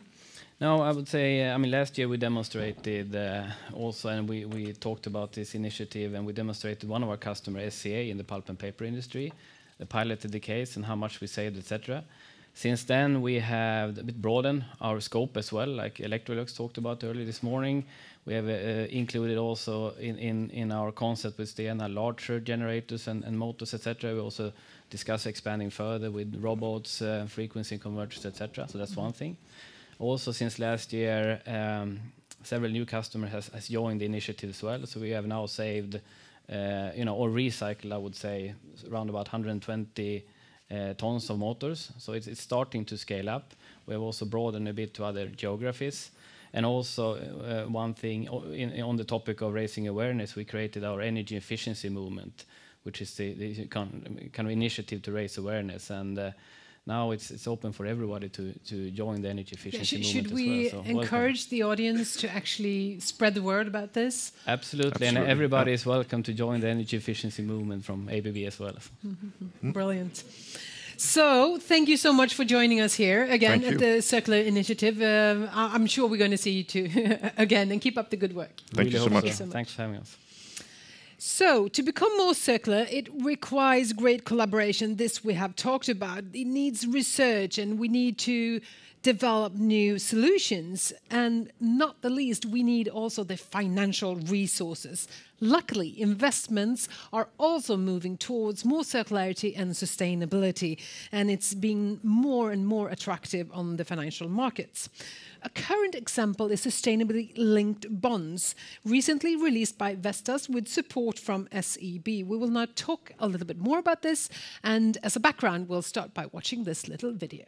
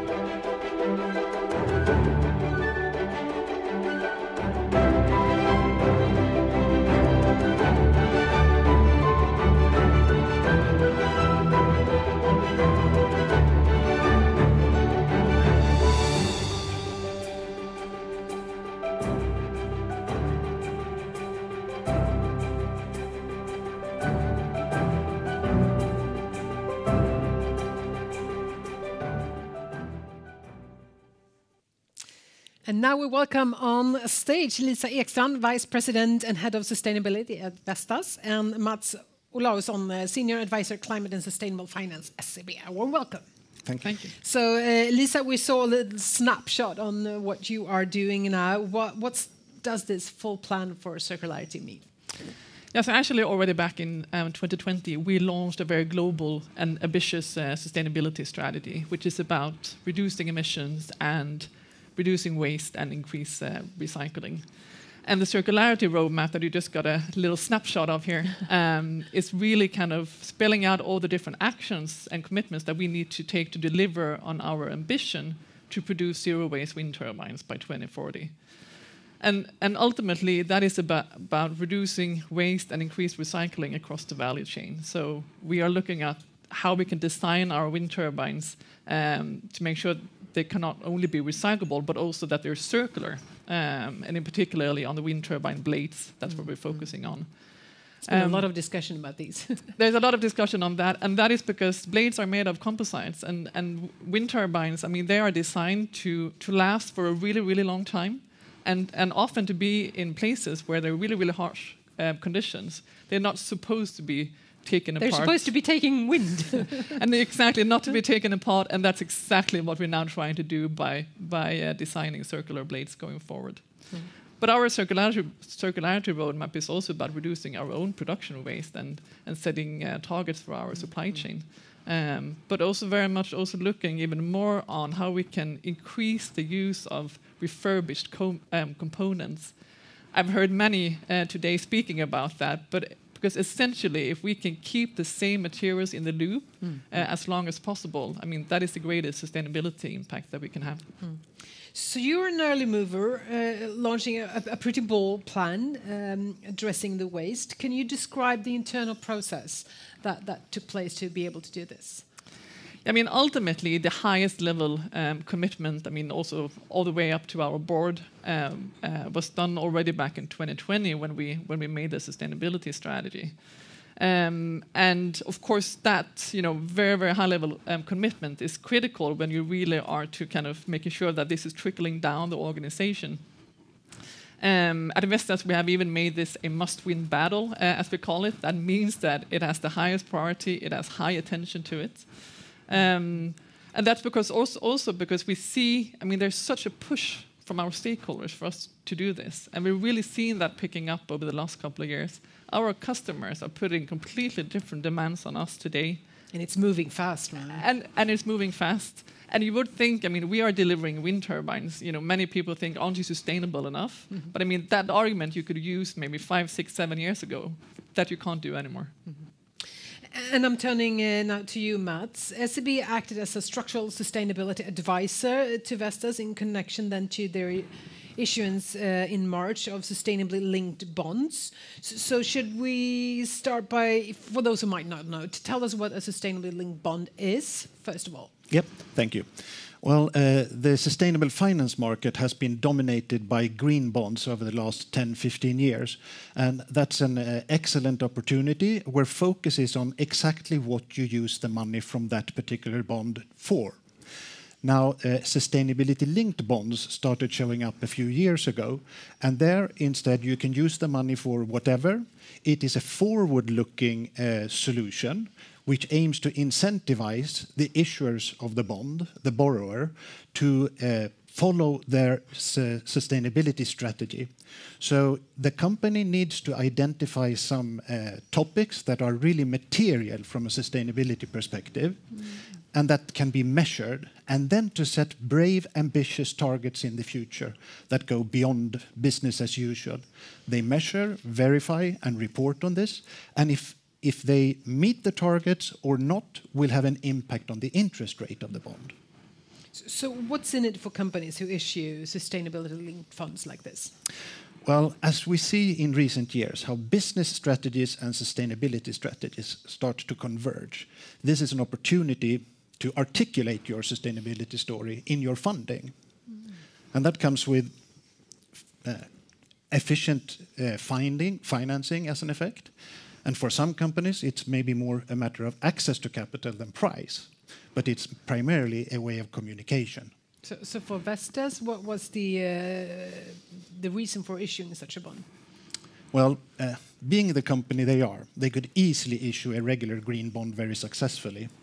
And their handprint is 50 times higher than the footprint. But they took the more challenging way and issued a sustainability-linked bond, where focus is on the 1/50th in the footprint, and that is brave and courageous, and sharpens the attention on it, as Lisa said. And we heard today that we need to be brave and courageous. So, but is there also risk in being bold and being a frontliner? What happens if you can't fulfill these promises? I mean, first of all, is failing an option? Yeah. I mean, we are working extremely hard on delivering on our commitments, and we need to work even harder now with the performance targets that we have in the sustainability-linked bond. But at the end of the day, I am convinced that you do not get punished if you fall short of meeting your targets with a few percentages. I am sure that you will be punished if you don't try. Right. So, I mean, we all will be punished. And I think we have a huge problem. I mean, we all know that CO2 emissions needs to fall rapidly. The global waste problem is just increasing day by day. I mean, we need to think that we can be part of the solution, and also, thinking planetary boundaries in our normal decision making. When we are making decisions related to cost and quality and safety. So are you challenging more companies to actually make really courageous and bold incentives? Yes, I do. It's be brave, be ambitious, and don't stop just because not all the solutions are there. I mean, have trust in technology development, and also have trust in collaborations across the value chain, and choose the right partners. Mm-hmm. So how has the investor community received this bond? Well, actually, we met investors on February 21st and 22nd, and we all know what happened on the 24th of February. So the plans to go to market were interrupted. But a couple of weeks thereafter, there were a few positive news regarding the war, and a small window opened up. And then Vestas and a couple of other handful of companies tried the market. And it is absolutely clear that Vestas' transaction that day was clearly the most successful one, with great interest from investors.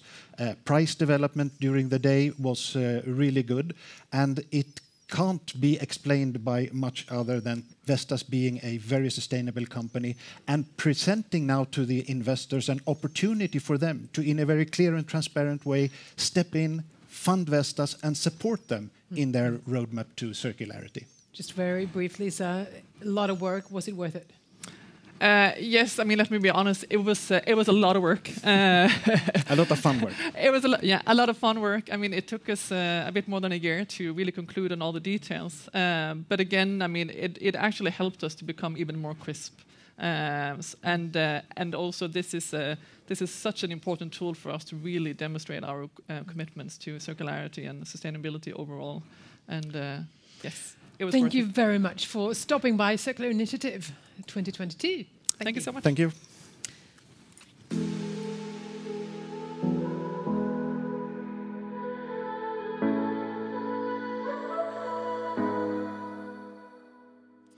You find their products in cars, aircrafts, ships, heavy industries, and even on the moon. You can say that SKF is present in every machine that rotates in the world and beyond, from robots on Mars to wind power plants, or maybe even your electric car.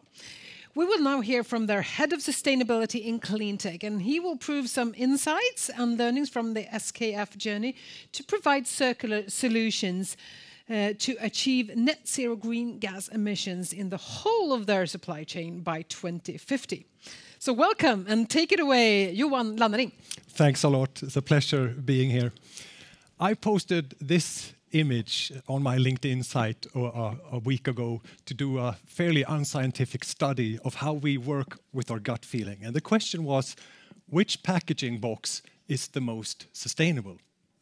On the one side, we have a wooden box. I mean, wood comes from trees. Trees extract carbon dioxide from the atmosphere. And on the other side, you have a product made from plastic, comes from oil with a dubious reputation. So the answer should be obvious, shouldn't it? My gut feeling instinctively told me it's the wooden box. Right. But is it? I think this simple question accentuates one of the key challenges that we have going forward. Because we're not about doing a bookkeeping exercise. We're about to extract carbon from the atmosphere. That's the target in the long run. So we haven't succeeded until our satellites are actually seeing less greenhouse gases in the atmosphere. And in order to get there, I think it's so important, how do we make sure that we make the right decisions? And how do we equip our teams so they can make the right decisions?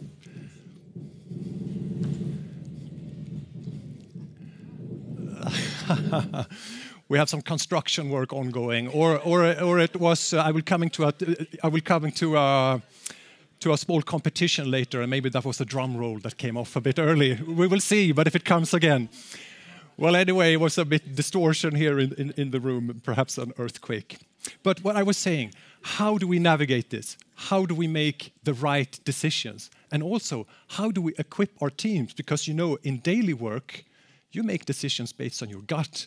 And how can we make and create a culture so we guide that gut feeling to make the right decisions that creates the results that we're looking for? As you know, and what we've been talking about here, we are in the middle of a transformation, the climate crisis, and how do we tackle it? And to me, this transformation is probably bigger than the other big transformation we're in, the digitalization. But I think there are a lot of things that we can learn from the digitalization. Right now, if you look at IT departments and you compare how it was before, now everyone needs to know what's an API, how do you set your standards, what's master data in order to build your digital ecosystems, which will be a key enabler in handling the climate crisis. And I really heard this cool quote that I like, that all companies are IT companies. The question is just if they're aware of it or not. But what if we could travel in time? You know, if we could, what information would you send to your companies and to your people? Guys, this is what we should have done 10 years ago. And then you apply that thinking, if you could travel forward in time and then send a message back, what is it that we should be focusing on? What are we not doing? What things do we have to think of? And today I'm going to try to convey some of my thoughts here that are relating to culture, because it's our people, it's our customers and our partners that will do the job. And I will call this the life cycle thinking. There's no secret to this, but I'm going to try to break it down together with you with a small contest where we'll compare these two boxes, just to illustrate this point. So this image comes from the team in our Gothenburg factory. It's already a net zero factory, so they're now starting to divert their attention to other areas, like the packaging boxes. So how do you embark on this? We have two types of boxes, one made of plastic, one made of wood. So you do a study, you do a life cycle assessment where you look at the full value chain, you look at the transportation and the usage. And when we compared these two boxes, both of them, obviously I wouldn't be talking about them otherwise, came out really well. But a life cycle assessment also gives you some hotspots, you know, the areas where you should focus. So let's walk them through and start this competition. And for this, I'm going to use the principles in the waste hierarchy, because I think that's a very pedagogical tool. So we have reduce, reuse, remanufacture, and recycle. So if we apply that to these boxes, and we first look at the first principle, the reduce. The plastic box here was made of virgin plastic. But when you started to look into that, it was actually a possibility to use recycled plastic. And here we found a standard plastic that's very commonly used in the industries called black polypropylene. I understand why people call it PP. And it had really good aspects, and actually it reduced the carbon footprint of this product with 20%. Just simple as that, just by looking at it. So here, the plastic proof box is a clear winner compared to the wooden one. So I give them 1 point. Now if we look at the second principle, this is the reuse. The plastic box is really good at taking a beating in logistics. So it can very easily be reused and ship products back and forth. But if you apply the life cycle thinking, you have to factor in the transportation. And it's been very, very difficult to find trucks that can bring the packaging back to us, because if you drive the packaging with an empty truck, you probably destroy the results that you were after. And just as a tip, I think there's a business here for someone to pick that one up. If we go to the remanufacturing, in theory, both products can be repaired. Simple as that, but there's no real business case, so I'm not awarding any points. So far, we have 2-0 for the plastic box. Then we go to the last point here, the recyclability. And as I think you've already figured out, the wooden box is really good. Wood and metal are easily recyclable, but are they? Because in practice, this means that someone manually will have to separate those components, which basically destroys the business case. Whereas the plastic box is made from one material and it's easy to recycle all the way along. And that, to me, was something that I have been reflected on afterwards. Thank you, Gothenburg. So here, as you hear, the third point also goes to the plastic box, so we have a winner. And perhaps we would have had the drum roll here in terms of that pneumatic drilling, but it came a bit early. I'll talk to the guys afterwards. I think this was, of course, related to a packaging. Sometimes it's good to step outside of your comfort zone to get your mind going.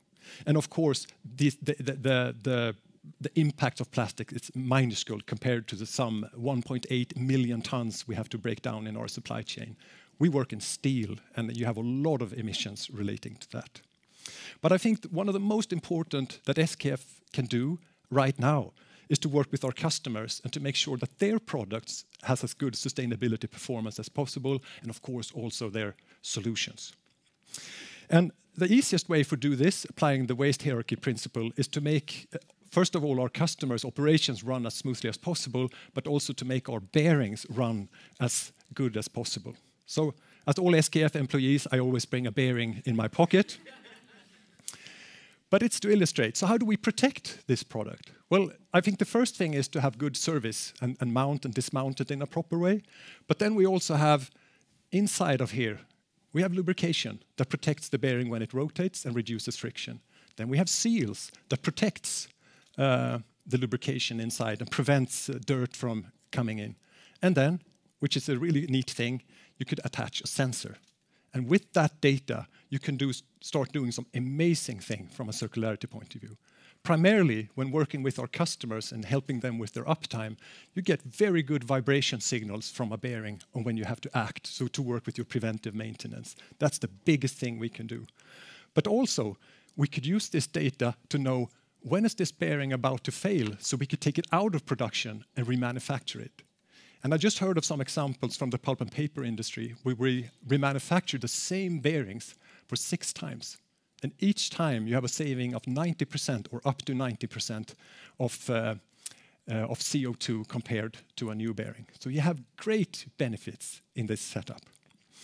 And finally, in this area, I must mention, because it's an area I absolutely love when we talk about innovation, we recently acquired a company that does laser cladding, where you use a laser to put on a small coating of metal, and you can basically repair a product and have it out in use again. So there's, as Vestas was saying here earlier, Lisa, there's a lot of innovation in the area.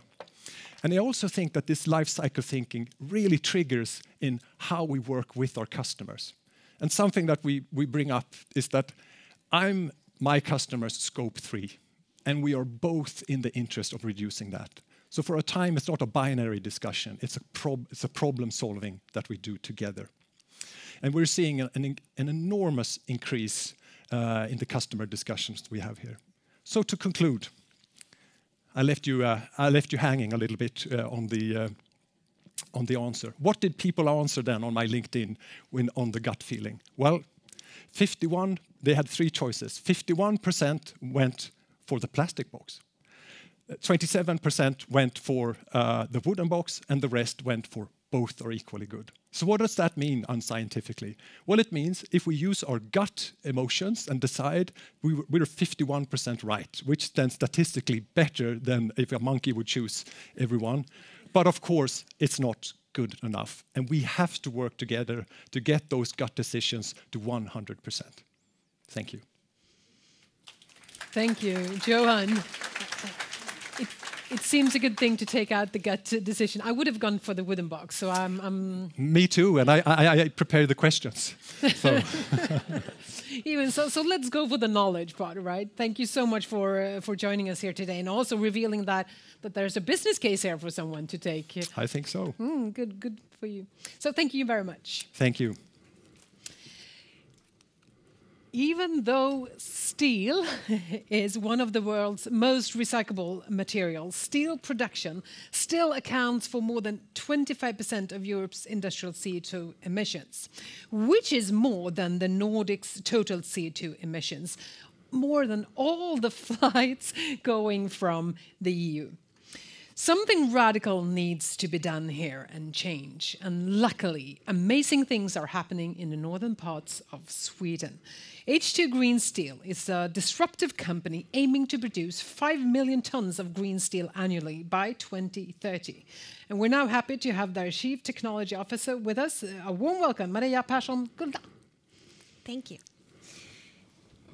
In the fall last year, the Potsdam Institute for Climate Impact Research in Germany published an article that showed that the gradual slowdown of the Gulf Stream causes instabilities in the ocean system.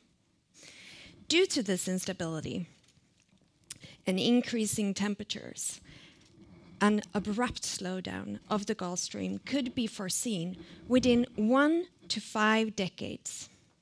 That is 10 to 50 years from now. No one can say if we're closer to 10 or if we're closer to 50 years, because no one can say how much greenhouse gases the atmosphere can take before the ocean reaches its tipping point. But what we can say is that 10 years is not a long time. We can also say that if it does happen, the land that we now stand upon will have drastic changes, potentially even a new ice age. So needless to say, we do need to act, and we do need to act fast. We do need to act for the sake of ourselves and the sake of our children. The transition we have in front of us is an enormous task, but it's also an enormous opportunity. New innovations and entrepreneurship can lead the way to create fast incubators that will provide new solutions to the market in a rapid pace. The incubators can be in large industrial companies that wants to be at the forefront of sustainability, many that we heard here today. Or it can be startups like we at H2 Green Steel. But it won't be enough. It won't be enough to transition large, heavy industries in Europe and in the world, because that is the engine of the economy, and we need to work together in order to transition it all. So instead, as we have heard here today, we need to think about collaborations, and we need to think about partnerships. We need partnerships between new and well-established companies. We need partnerships between young and well-experienced workforce. We need even stronger partnerships between academia and the industry to work together in a very agile way to get new materials into the market and new processes that can scale in a fast manner. And in the world that we now live in, we need even stronger partnerships between countries in Europe and between regions like Europe, United States, the Americas, and Asia. And there is a very, very important point. The partnerships needs to be built upon transparency and trust. Because if you're going to change the world, you need to have the right expertise in the room, and you can't do that all by yourself, because you can't be an expert on everything. And if you are going to move that fast, you need to do it jointly together. You need to do it by going all in and by not holding back. That is how we think at H2 Green Steel. When we started, just a little bit more than 2 years ago, we had nothing else than just an idea. We wanted to have green steel on the market the fastest we possibly could. Today, we have raised 1 billion Swedish crowns. We have designed the steel plant, turned in our permit, and we are looking into putting the spade into the ground already this fall. We are doing this by using already existing technologies, slightly modified, scaled up, and integrated in a way that we have not seen before. We are doing it with a continuous flow of renewable electricity that the Northern Sweden or Northern Nordics are unique in order to provide today. And we are doing this in order to using the electrons, splitting water, reducing the iron ore in a sustainable way to leave only water and not H2, we can reduce 95% of the CO2 emissions that is today in the steel industry. From our plant alone, that is an abatement of 10 million tons CO2. And why is this important? Because the steel industry today is 7 to 8% of the CO2 of the world. It could have an enormous impact if we do it fast across the globe. The plant that we will set up will have an 800 megawatt electrolyzer. It will be integrated with 3 different types of technologies in order to optimize both for operational and financial flow to make sure that we can also have a smooth grid with electricity flow for the surroundings. This could be the largest electrolyzer in Europe and potentially even the world by the time that it's put up. So, is that how we think about sustainability? Not only, and not quite. Equally important to us as CO2 abatement is circularity. When we now have the opportunity to have a white piece of paper and draw this from the beginning, we need to think about all the parameters of the environment. And circularity is equally important for us. We need to have a manufacturing site where we take care of our byproducts and make sure that someone else can use them, if not ourselves. And we need to think about how we also can leave the environment even better in the surroundings than currently. So a few examples, what do? We will be one of the only steel plants in the world that circulate all our water. We will have zero dispatch of water into the river. We circulate our customers' scrap in their own production and bringing it back into our own. We circulate the gases so that if a molecule didn't reduce the iron ore the first time, it does get a second chance and not get released into the atmosphere. We use technologies like slag granulation to take care of our biggest byproduct, slag, so that it can be used in roads and in industry as a whole. And we use our wasted heat in order to take even more efficiency out of the electrolyzers so that we use less electrons to produce the hydrogen. And we also are in dialogues with the surrounding cities so that we can use the wasted heat into the district system. And with the enormous amount of oxygen, we are currently looking at cleaning the polluted lakes in the surroundings and potentially using it for fish farms for sustainable fishing. So why do we do this? I think the beauty of it is that it comes from the customers and the end users, as we have heard of many examples of today. Our end users are demanding a CO2-free product. That was the origin of the dialogues that created the idea of H2 Green Steel. But they also want a recyclable product, and in the future, they will demand that it was produced in a very circular flow. So as many companies around us, whether they're traditional or new, one of our core values is customer first. But what is equally important to us is our company and our employees. We're going to grow fast, and we need the best talent of the world. We need to attract them from all parts of regions with all parts of backgrounds. Every one of those talents needs to wake up in the morning and really want to come to work to change the world to the better. So we need to be able to stand up straight, look them in the eye every single morning and say that we are working on the best solutions. From a technical standpoint, that is the best solutions available today, both for CO2 abatement and for circularity. Finally, I want to share one of my most exciting times with H2 Green Steel so far. When you are growing fast, you have a lot of people coming in at all times, and your culture is the most important part. Setting your values early, that speaks a lot to the people that are within the company, but to every new hire as well that are coming in. We did so at a nature quest. And we thought maybe with a lot of strong wills that it would be difficult to agree. But we found it very, very easy. Customer first, as you heard, but the others are equally important. First one, we, not me.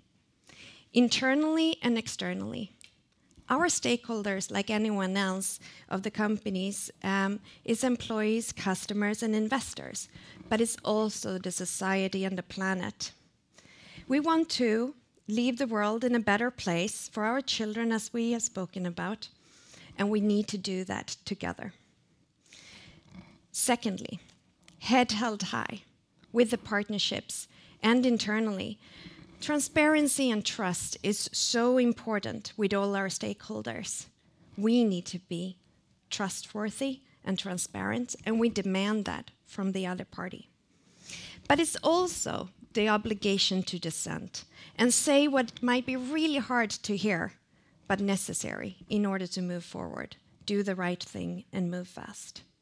And finally, when you do move fast, you do something that hasn't been done before. A flow is also very important. We need a flow, of course, in the production facility and the design of it, but we also need a good flow in how we design the company and a good flow on how we're working together with our partners in order to reach the next industrial revolution fast and smooth.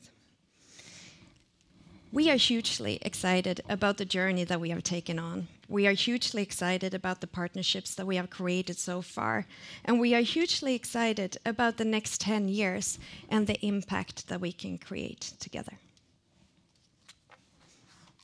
Thank you so much, Maria. Please come and join us here for our last panel of the day. We're going to continue the focus on materials, and I'm sure you have a lot of future customers both behind the screens out there and in the audience. So, brilliant. So, a panel discussion. We're going to talk about sustainable materials because it's an absolute key for a circular future. And with us here, we have 4 fantastic experts representing different aspects of the material issues. So, Fredrik Pettersson, Managing Director, Stena Recycling Sweden. Welcome back. You're sitting next to me.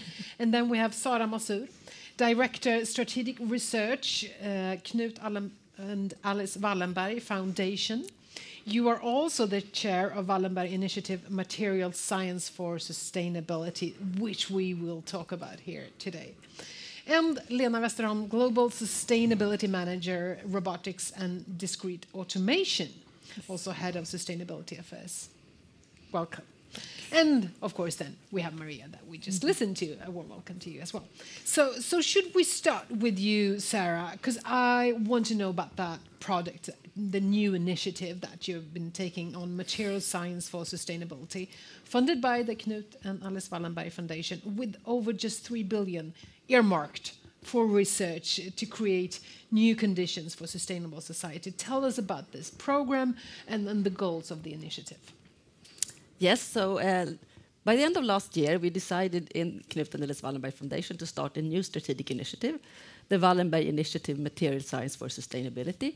And it's one of our largest strategic programs. So it has a budget of over 3 billion Swedish crowns. It runs for 10 years until 2032.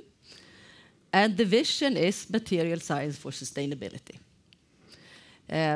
We will be working with 4 different areas. The first one is clean energy, how we can use new material science to harvest, distribute, convert, and store energy. The second one is about circular materials, covering the loop from extraction until recycling and all of the steps in between, and how we can involve new material science. The third one is about cleaning, mitigation, and protection of soil, air, water with new materials. And the fourth one is more open, innovative, new scientific results within the area of material science.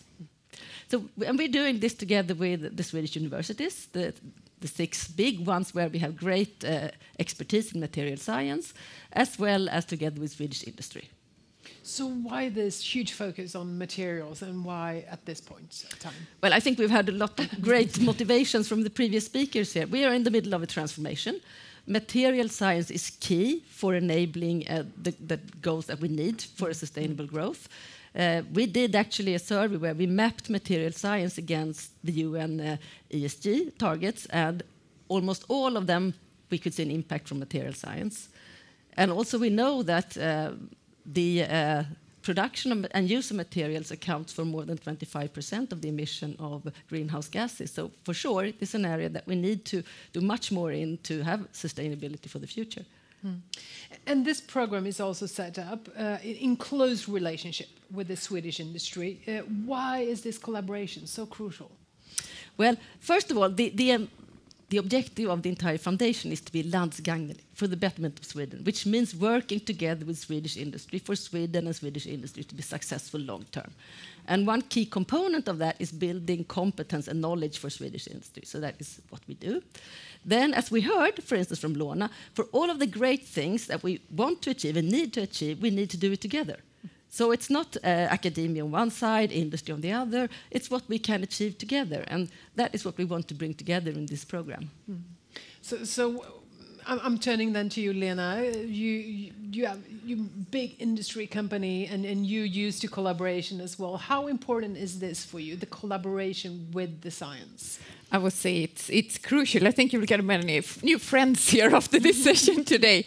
We are now in ABB defining our framework. I mean, we have a global target that 80%, at least 80% of what we put on the market year 2030 should have circularity embedded. And we are now defining that framework, and we have identified 8 levers. So it's everything from R&D to sourcing, production, transport, logistics, the use phase, and in the end, the responsible, of course, end of life as well. And material science is linked to all these 8 levers. All these 8 levers are in one way or another and dependent. How many materials are you handling? Oh, I don't know. I know the number of suppliers that we have, so it's like endless. But I mean, this is really welcome research for us. And for us, I mean, we have close relationships with several universities, so it will benefit from this. The whole industry will benefit. You need to know on every material, we need every detail. You know, you really need to dig down to the details here. If you just take one example, electrical conductivity. We know the performance of virgin copper, for example, but to what extent could we then use recycled copper and still get the same level of properties that we want? I mean, this detailed research is needed in so many different areas. So this is just I'm great. assuming you're welcoming this initiative. Very, very much. And you are already one of our partners in the program, yes, as well as H2 Green Steel and Stena Recycling. So. Yes. There's no coincidence. No, I'm sharing among friends here. You are definitely among friends. So Maria, then I'm thinking we're talking about new materials, and you are kind of spurring that. And how important is timing? I mean, it seems to me as H2 Green Steel is just like on the spot. Your timing has been impeccable. I would absolutely agree, and I think that we knew that we had a good business already 2 years ago when we started to actually creating the business model. But in the past 2 years, that business has only improved. And there's multiple reasons for that. I think we started off thinking that the customers would be in the automotive industry. That's the start of the dialogues. Those were the ones that were going to do the transition first with the full value chain CO2 abatement. But very, very quickly, I mean within months, we realized that the customers are across every single industry. There are leaders that wants to lead the sustainability journey. So that's just from the customer side, but regulatory as well. You see CO2 prices started at 25 euros per ton of CO2 and have gone up to almost 100. That's a huge increase. Yes, a huge increase. So the demands, how has they changed from, I mean, you started 2 years ago. What would you say about them? No, so demands in terms of just leading, being a sustainable leader, that's certainly a demand that has increased, but also for the regulatory perspective. And now when steel industry starts to actually pay for the CO2 prices, the price of grey steel will be, or brown steel will be a whole lot bigger. So there is both a push and a pull in order to get the product on the market. And we talked about the collaboration here. As Sarah said, you're a part of the board on this project. So how important is it that you work together? I mean, you're just a startup. You're a fantastic startup, but still. It's very important for us. We're growing extremely quickly.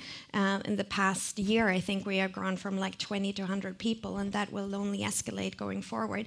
We need the absolute best talent from the world and from Sweden in our area, and we need to constantly also improve. So this research initiative is very, very important for us.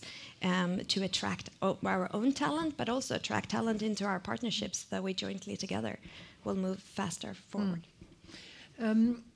Lena, it's a pretty difficult task. Would you agree with me to talk about circularity? Because there's so many aspects. You talked about all the different picky details of the materials, but how to communicate with your customers and your suppliers regarding this? You need to work super close with your customers. I mean, I mentioned we're now developing our framework with 8 levers.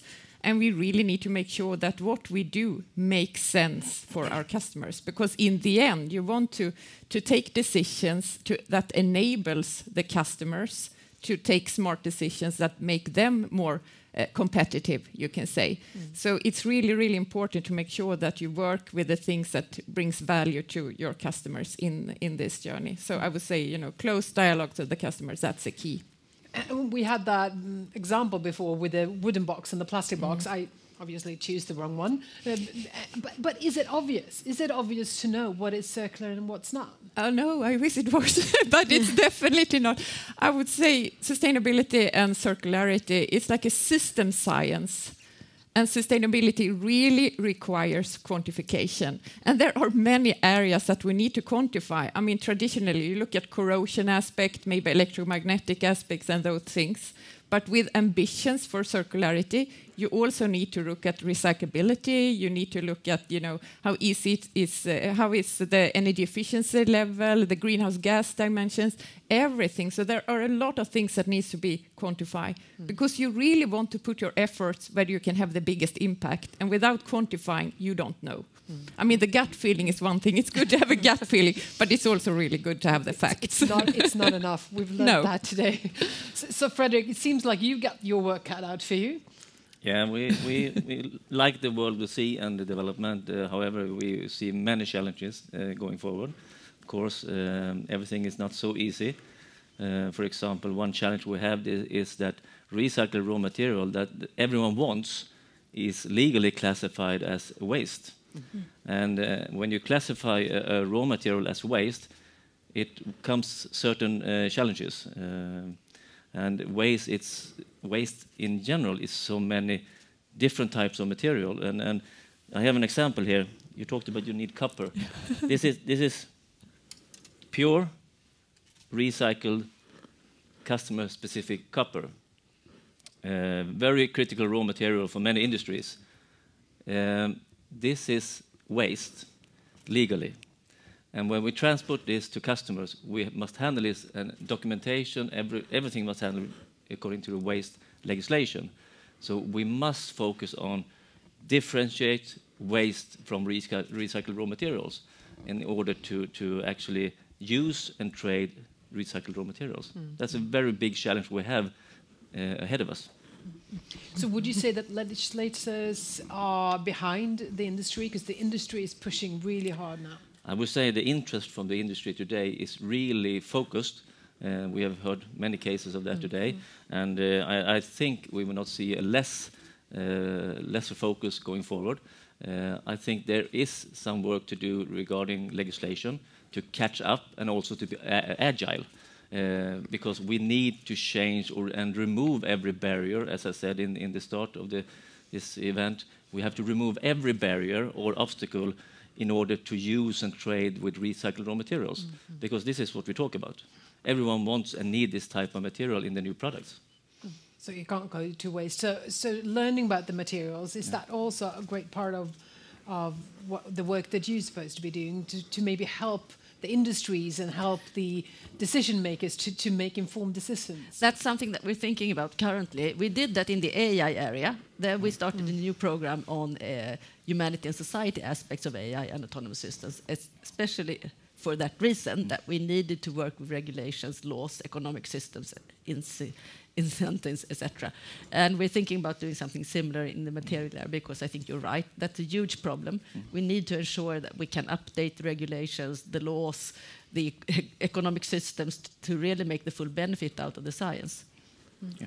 And it's also a lot about business models. That's also been mentioned here because we've been working on a linear model. We produce, we sell, and we produce and we sell, and that's not working. We know that. Everyone knows that by now. So how much is it about changing business models? Who wants to grasp that one? No, I mean, if you want to transfer from linear to circular economy, you cannot just work with the products. Of course, we need to work with the business model as well, and be a bit brave there. And I think we have seen several examples on that here today, also with the take-back systems. And I work for robotics, and we are, offering our customers to buy back the robots, refurbish them, and put them on the market again with the same guarantee. So there are examples that we can learn from.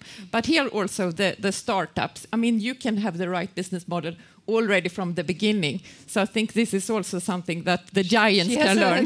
Maria has an advantage of you. We can learn from each other, I think. I mean, big companies can contribute with processes and organizations and things like that, and then be very humble and learn from the new startups that can do the right thing from the beginning. Good ecosystem. What do you say? I think this is super interesting with the business models. And in every industrial revolution, of course, there are a number of challenges, but there are also a number of opportunities. And for sure, we will see new business models being developed out of this that were both impossible and unthinkable before. So also the foundation status that we aspire to establish Sweden as a leading nation in the research field. What is Sweden's position when it comes to material? I mean, you mentioned that we're in a quite good spot. Is that pure luck, or has that been an intentional No, it's planning? not. It's not pure luck. We have, I would say, a large number of very skilled researchers in the area of material science in Sweden. So we have great academic excellence. What we want to achieve now is to tie them more closer together, establishing the collaborations and the partnerships that we talked about, and also the closer partnership to industry, because we need to do this together. But the foundation is good, which is really good. So we have a good start, but we will also recruit. We will do international recruitments to Sweden, and at least 25 international recruitments, and we will start a graduate school where we will educate 130 PhDs, and 30 of them should be industrial PhDs. And we will also finance 130 postdocs, and at least 30 of them should be industrial postdocs to spur this collaboration between industry and academia. And this is an important topic. I mean, numbers say that we need 100,000 new employees by 2025 to match all the sustainable initiatives taking part now in the northern parts of Sweden. And you need 1,500, you told me, new co-workers. Insane. How is this supposed to be done? It's true. It's a lot of people that we need to move up to the north of Sweden. But I think also we need, as we have said, taking a bigger look than just Sweden and really recruit people from the whole world in order to make it happen and get the right expertise. Northvolt, as an example, which is the same founders as ourselves, have more than 100 nationalities in their company with their manufacturing in Skellefteå. So a similar way, I think, is what we need to do. And then the other thing, there is a program that's called T25 to have 25,000 people up by 2025. Now we need 100,000, as you mentioned, so we constantly need to increase it. But I think we also here are stronger together. The fact that we are so many companies that want to attract for the sustainability journey makes it easier for people to What can that mean for Sweden in the long run if we can attract this amount of people and postdocs and PhDs? And what do you think, Sarah? It's a great source of new competence to Sweden, and we know that from the other strategic programs that we run, that many of the PhD students and the postdocs, they have an international background, so we have lots of different nationalities, as you said, and of course it's an inflow of brain capacity to Sweden. So we're in a good spot to build a really strong a space for ourselves. Yes, and we are good at attracting talent in Sweden. So I know also, Maria, that you feel very strongly about more equality of the business. So should we make a little push for that as well? There's 20% of females in the steel industry, which is by global measures. Very good, yes. Very good. It's a little bit less than 20%, and it's very good in global measures, exactly as you said, but it's not good enough. And I think that if we're going to have the best talent in the world, we need to look at the whole population in order to attract. And it was when we started this initiative, it was a wise old man that said to me, the products that we are creating are 25 to 30 tons each in weight. there is not a single man that can lift that. So there's no reason why there needs to be men instead of women. And this man was saying to me, now when we are creating this, as much as possible autonomous steel plant with the latest and greatest technology, who is best suited to actually be an operator at that steel mill? A young, ambitious, short girl, and who is most best suited to actually take care of old Aga at the elderly care, where you need to lift them three times a day? Is it the young girl, or is it the big muscular man? I think that there's time to change in both directions, and for this industrial revolution, I'm extremely excited to attract women into it. There's definitely a mind shift needed here in many aspects on how we do business, how we think about materials and so forth. I'm afraid we're running out of time. I could have spent the rest of the day talking to you guys. You're fantastic. But Frederick, you have the opportunity now to say a few concluding words, because this actually states the end of the Circular Initiative 2022. Yes, I would like to thank every participant during this day. Of course, you by the computers or the screens home, in the office, and everyone here on site, and everyone presenting interesting and really inspiring cases. It proves that we are really on the right track, everyone. But for sure, collaboration is necessary. So I hope you take away some inspirational feeling from this event today, and hope to see you next year. Super. Thank you very much. We would like to follow up also what's happening with the initiative. So we will come back to you, Sarah. You're welcome. Thank you. So thank you so much for joining us here today. The Circular Initiative will be back. We can promise that for sure, right? It's time to close this event. The Circular is the only way for the future. So keep it going and keep collaborating. Thank you for today. See you soon.